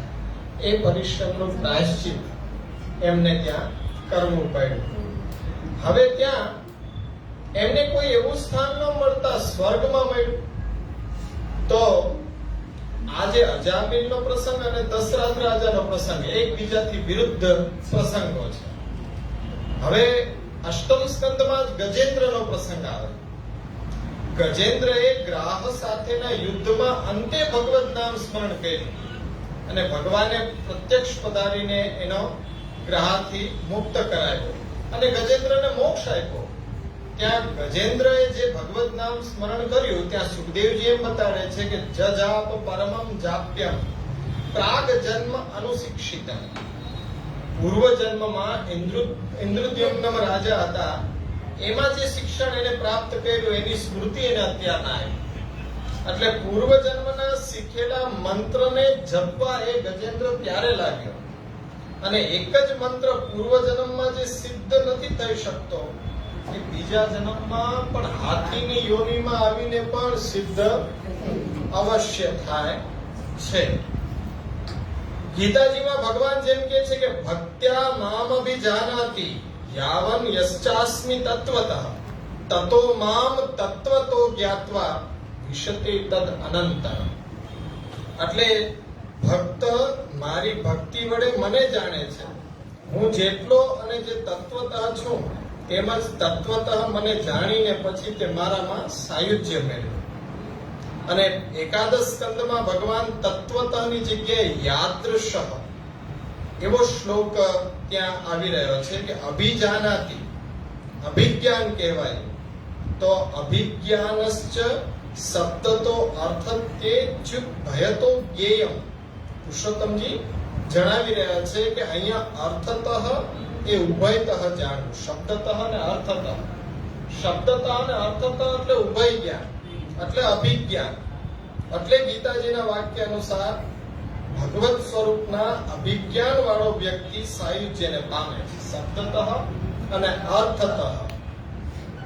તેવી જ રીતે ભગવત નામને જણાવતા ગર્ગાચાર્યજી દસમ સ્કંદના 8મા અધ્યાયના 15મા શ્લોકમાં કહે છે કે બહુની સંતિ નામાની રૂપાણી ચ સુતસ્યતે ગુણ કર્માનુષ્પાણી તાન્યહમ વેદેનો જના. ગુણ અને કર્મ ના અનુરૂપ ભગવાનના જે પણ નામ છે, ગોવિંદ છે, દામોદર છે, માધવ છે, નારાયણ છે, મુકુંદ છે, વિષ્ણુ છે, એ ગુણ કર્મ અનુસાર કેવી રીતે? હા, એ ગીતાજીનો 18મો અધ્યાયનો 55મો શ્લોક છે. એટલે આજે ભગવાનના કર્મોને અનુસાર જે નામ છે, તો એ કર્મ અનુસાર કેવી રીતે છે તે હું જાણું છું, પણ સાધારણ લોકો એને સમજી શકતા નથી. તેવી જ રીતે ગોવર્ધન લીલાના પ્રસંગમાં દસમ સ્કંદના 24મા અધ્યાયમાં 6ઠો શ્લોક, જ્ઞાત્વા અજ્ઞાત્વા ચ કર્માણિ જનોયમનુતિષ્ઠિતઃ વિદુષઃ કર્મ સિદ્ધિ સ્યાત તથા ના વિદુષો ભવે. લોકો સમજપૂર્વક કે અણસમજથી કર્મોનું અનુષ્ઠાન તો કરે છે, પણ તેમાં સમજીને કર્મ કરનારાઓ જે સિદ્ધિ થાય એવી અણસમજથી કરનારાઓને સિદ્ધિ મળતી નથી. આમાં પણ જે પણ કાર્ય કરવામાં આવે છે તે સમજપૂર્વક કરો તો જ ફલપ્રદ બને. એટલે ઉપનિષદ એમ કહે છે કે યસ્ય દેવે પરાર ભક્તિ યથા દેવે તથા ગુરો તસ્યે તે કથિતાય અર્થા પ્રકાશન્તે મહાત્મના. એટલે શ્વેતાશ્વતર ઉપનિષદ કહે છે કે દેવમાં અને ગુરુમાં ભક્તિ હોતા દેવ અને ગુરુના કૃપાથી એ આપણને નામના અર્થો છે એ પ્રકાશે છે. પણ ભક્તિ કરણના વિષયમાં ગુરુની આવશ્યકતા મહાપ્રભુજી બતાડી શ્રીમદ ભાગવત તત્વજ્ઞમ. હા, એટલે શરણાગતિ સિદ્ધિના લક્ષણમાં પણ અક્રૂર સ્તુતિના પ્રસંગમાં મહાપ્રભુજી જણાવે છે કે ભગવત સ્વરૂપ જ્ઞાનેચ્છા. મનમાં જ્યારે ભગવાનનું સ્વરૂપ જાણવાની ઈચ્છા થાય ને ત્યારે આપણે જાણવું કે હવે શરણાગતિ સિદ્ધ થશે. ત્યાં સુધી ખાલી એમને ચાલે રાખે. પણ જ્યારે આપણને એમ થાય કે ભગવત સ્વરૂપ જ્ઞાનની ઈચ્છા થાય કે એવા પ્રભુ ક્યારે દર્શન આપશે. શ્રી હરિરાયજી જેમ એ ઉદ્ગાર વાક્યો સ્વામીજીના કહી રહ્યા છે 12મા શિક્ષાપત્રમાં, તો એ એક એક લીલાનું સ્વરૂપ આપણને દર્શન કરવાની ઈચ્છા થાય કે આવા પ્રભુના દર્શન ક્યારે થશે. મારા સ્વરૂપની અંદર એ દર્શન મને થઈ રહ્યા છે ત્યારે એમ સમજવું કે હવે શરણાગતિ આપણી સિદ્ધ થવાની તૈયારી છે. એટલે અહીંયા દ્વિતીય સ્કંદમાં પ્રથમ અધ્યાય છે અને એના 5મા શ્લોકમાં શક્તિ તાત્પર્ય નિર્ધારણની શ્રવણમાં આવશ્યકતા કેટલી એનું જ કીર્તન અને એના સ્મરણની વાત મહાપ્રભુજી સમજાવે. પણ ત્યાં પુરુષોત્તમજી પ્રકાશમાં સમજાવે છે કે એતેન યથા ગાયક ગીયમાના લાપ ગતનાનાતિ શબ્દ શ્રવણ મહિમ્નાર્થ જ્ઞાન વિધુરાણામ અપી શ્રોતॄણામ ચિત્ત ધૃતિર જાયતે તથા ભગવત વાચક શબ્દ શ્રવણ મહિમા ના ભય સિદ્ધિરપી ભવિષ્યતિ ઇત્યપી ચોદ્યમ નિરસ્તમ. તો ગાયક દ્વારા અમુક ગીત ગવાતા હોય અને ગાયનની શરૂઆતમાં આલાપચારી કરે, એમાં કોઈ શબ્દ ન હોય, ખાલી એ સારેગમા હોય, તો એનું ખાલી એ ઉચ્ચારણ કરે, તો તેના અર્થને ન સમજી શકનાર જે શ્રોતાઓ છે એ શબ્દ શ્રવણના મહિમા વડે ચિત્ત ધૃતિ એટલે કે ચિત્તમાં આનંદમાં તરફ બની જાય છે. નો ખ્યાલ આવતો ને તો એ આનંદમાં નિમગ્ન બની જાય. તો અહીંયા ભગવત વાચક શબ્દના શ્રવણનો મહિમા વડે માત્ર ભગવાનનો એક દ્યોતક શબ્દ છે, તો એનું શ્રવણ વડે તેના શક્તિ તાત્પર્યનો નિર્ધાર થયા વિના જ અભય મુક્તિ પણ સિદ્ધ થઈ જશે. તો એવો પૂર્વ પક્ષ પણ નિરસ્ત થઈ જાય છે કે જેમ શ્રવણમાં ભગવત વાચક પદ વાક્યનો શક્તિ તાત્પર્ય નિર્ધાર જરૂરી છે, તેના વિના મુક્તિ સિદ્ધિ માત્ર શ્રવણથી શક્ય નથી. એવી જ રીતના ભગવત ભાવ, ભગવત હેતુ, ભગવત નામ સ્વરૂપનું જ્ઞાન, ભગવત પ્રીતિ, આના વિના માત્ર અન્ય અર્થે સાંકેત ઇત્યાદિ પ્રકારે ઉચ્ચારણ થયેલું ભગવત નામ એ મુક્તિને સાધી શકે નહીં. કારણ શું છે કે તેનું ભગવત નામ પણ જ ત્યાં રહેતું નથી. જુઓ, ભારત તમે એટલું બોલો તો ભારત દેશ પણ આવે, ભરતજીના પુત્રો પણ આવે, ભારત નામનો કોઈ વિદ્વાન વ્યક્તિ પણ આવે જેની પશ્યંતી એ અવસ્થામાં રહેલું હશે તે પ્રતિફલિત થશે. જે પોતે જોઈ રહ્યો હશે, ભારત કીધું તો આ બધા એની અંદર આવે. ભરત રાજા આવે, એના પુત્રો આવે, પણ એને સામે કોને જોઈને નામ ઉચ્ચારણ કરે છે એના ઉપર એનો અર્થ એ જાણી શકશે. એટલે જેમ એમ કોઈ કહે કે રમેશ તો સાવ ગાંડો છે, તો હવે રમેશ નામ કહેતા નામ ઉચ્ચારણની પશ્યંતી અવસ્થા થઈ કે જે વ્યક્તિ સામે બેઠેલો છે તે પશ્યંતી છે, પણ એ જે વેખરી વાણીમાં નીકળે છે મુખથી તો રમેશ નીકળે છે. પશ્યંતી, પરા પશ્યંતી, વેખરી. તો પશ્યંતીની અંદર એ શું કે કોને જોઈને ઉદ્ગાર એના મોઢામાંથી નિશ્રુત થાય છે. એટલે વેખરી વાણીથી એ રમેશ એ પ્રતિફલિત થશે. અન્યથા નામ કહેતા ભગવાન, અહીંયા તો કોઈ ભગવાનનું નામ લીધું હોય કે રામ કે એવું કોઈ નામ લીધું હોય તો પાછો અપરાધ થવો જોઈએ, પણ ત્યાં અપરાધ નથી થયો. રમેશની જગ્યાએ રામ જોડી દો તો કોઈ વ્યક્તિવાચક નામ છે. રામ તો સાવ ગાંડો છે. તો એ પશ્યંતી ને વેખરી કોના માટે નીકળે છે? કોઈ વ્યક્તિ માટે, ભગવાન માટે નથી નીકળતો.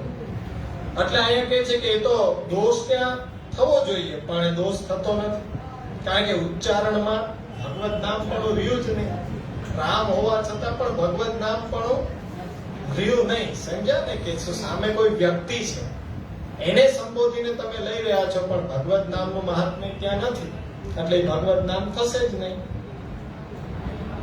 નામ રૂપ કોઈ પણ વાક્યને ત્રણ પ્રકારે જોતા લૌકિક વાક્યો, વૈદિક વાક્યો અને ભક્તિ વાક્યો, આ ત્રણ માંથી જે મહાપ્રભુજી નિબંધમાં લૌકિક વાક્યો અનિત્ય છે અને વૈદિક વાક્યો નિત્ય છે, તેવી જ રીતે વૈદિક વાક્યો નિત્ય છે અને એવા ભક્તિ વાક્યો પણ નિત્ય છે.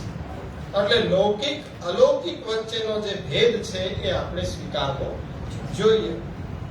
તો વૈદિક વાક્યોને નિત્ય ભગવદ રૂપ અર્થના સંબંધની સર્વાધિકતા હોવાથી તે નિત્ય કીધા, અને લૌકિક વાક્યમાં અનિત્ય લૌકિક જ્ઞાનનો સંબંધ છે, એનો સંબંધ હોવાથી અનિત્ય કીધા. લૌકિક જ્ઞાન પણ અનિત્ય છે, તેમ એવા સંબંધથી તેને લૌકિક સંજ્ઞા પ્રાપ્ત થઈ. ભક્તિ વાક્યોમાં ભાવરૂપ ભગવાનનો નિત્ય સંબંધ હોવાથી એને પણ નિત્ય કીધા છે. એટલે ભક્તિમાન ભક્તિ સદૃશ્ય વાક્યો પણ જો લૌકિક જ્ઞાનના સંબંધથી ઉદ્ભવ થતા હોય તો તેમાં ભગવાનની ભાવરૂપે સ્થિતિ ન પણ હોય ત્યારે એની સદૃશ જ એ તમને એ આપી રહ્યું છે કે ભાઈ તમારા મોઢામાંથી નામ નિશ્ચિત થયું પણ હૃદયમાં ભક્તિનો ભાવ છે તો ગમે તે નામ લેશો, રૂપ નામ વિભેદ, એ તો ગમે તે નામ છે. મરા જપાય તોય, રા કહેતા દેહ છૂટી જાય તોય પ્રભુનો એ ધામની પ્રાપ્તિ થઈ જાય. હૃદયનો ભાવ હોવો જોઈએ. આ શક્તિ તાત્પર્ય નિર્ણય છે. શબ્દનો શક્તિ તાત્પર્ય નિર્ણય છે કે એમાં આ પરાપશ્યંતી વેખરી સામે કેવી અવસ્થા છે, કેવું ઉદ્ગાર નીકળે છે, નિશ્ચિત થાય છે, પણ એ કોને સંબોધીને લેવાય છે કે અર્થનું જ્ઞાન ન હોવાથી ફલિત થતું નથી. વાત એ છે કે નામ ગમે તે લ્યો પણ અર્થ અનુસંધાન ન આવે તો ફલિત થતું નથી. એટલે જ્યાં અર્થનું અનુસંધાન સમજો કે ભાઈ મેં પહેલા ઉદાહરણ આપ્યું હતું કે પોપટ પાડ્યો છે, પોપટને સુરક્ષા માટે તમે ભણાવો છો કે પિંજરું ખુલ્લું હોય, બિલાડી આવે ત્યારે ઉડી જવું, પણ હવે એ કઈ શક્તિ તાત્પર્ય ન થયું, એ સમજો નહીં એમાં, અને એ રટવા માંડ્યો કે બિલાડી આવે ઉડી જવું, બિલાડી આવે ઉડી જવું. એક દિવસ પ્રસંગ એવો બની ગયો કે પિંજરું ખુલ્લું રહી ગયું અને સાચે જ બિલાડી આવી ગઈ. એ તો બોલવા માંડ્યો કે બિલાડી આવે તો ઉડી જવું, બિલાડી. અરે ભાઈ ત્યારે ઉડી જવા માટે કીધું હતું, ત્યારે તો એ કરણીય છે ને, ઉડી જવું જોઈએ, પણ અર્થનું અનુસંધાન ન લેતા એ તો ખાલી નામ જ જપે છે. એમાં આપણે ખાલી પાઠ કરતા રહીએ પણ અર્થ અનુસંધાન ન હોય તો કેવી રીતના આપણને સફળતા પ્રાપ્ત થાય એ વસ્તુ આપણે અહીંયા જોઈએ. તો આ શ્લોકની અંદર અજામિલા આદિ દોષાણામ નાશકો અનુભવે સ્થિત વ્યાપિતાખિલ મહાત્મ્ય કૃષ્ણ એવ ગતિર્મા. આદિ પદનું થોડું વિશ્લેષણ છે, પણ તે આવતા વખતે લઈ અને પછી એ આપણે 8મો શ્લોક પણ લેશું. અત્યારના સમયનું અનુસંધાન રાખી અને પૂર્ણ કરી. આ ગામની વચ્ચે છે ને 9 વાગ્યા તો નહીં, એટલે એ પાછું 7 વાગી ગયા. આપણને તો એવું થાય કે હજી તો 5 જ રહી ગયા, તો 7 વાગી. એટલે આજે અહીંયા જ રાખીએ. આમાં કોઈને ન સમજાણું હોય આવતા વખતે પ્રશ્ન કરજો. અહીંયા પ્રશ્ન કરીને કોઈ સમય ન બગાડતા બીજાનો. આવતા વખતે શરૂઆતમાં પ્રશ્ન કરજો, બાકી એક પ્રશ્ન કરે બિચારો બીજા બધા ડોળા કાઢે. હવે જવાનો સમય થાય ત્યારે કાઢ્યો એટલે બાબા પાછા અડધી કલાક બીજી. અમારે હજી ઘરે પહોંચવું છે, એટલે આવતા વખતે શરૂઆતમાં પૂછજો.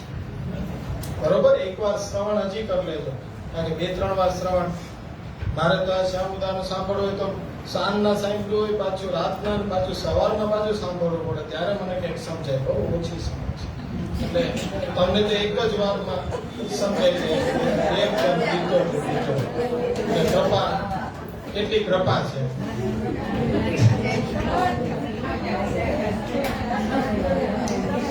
તો એમની સ્થિતિ, એમની આ બધી સ્થિતિ મારા જેવી છે. લખે રાખવું પડે.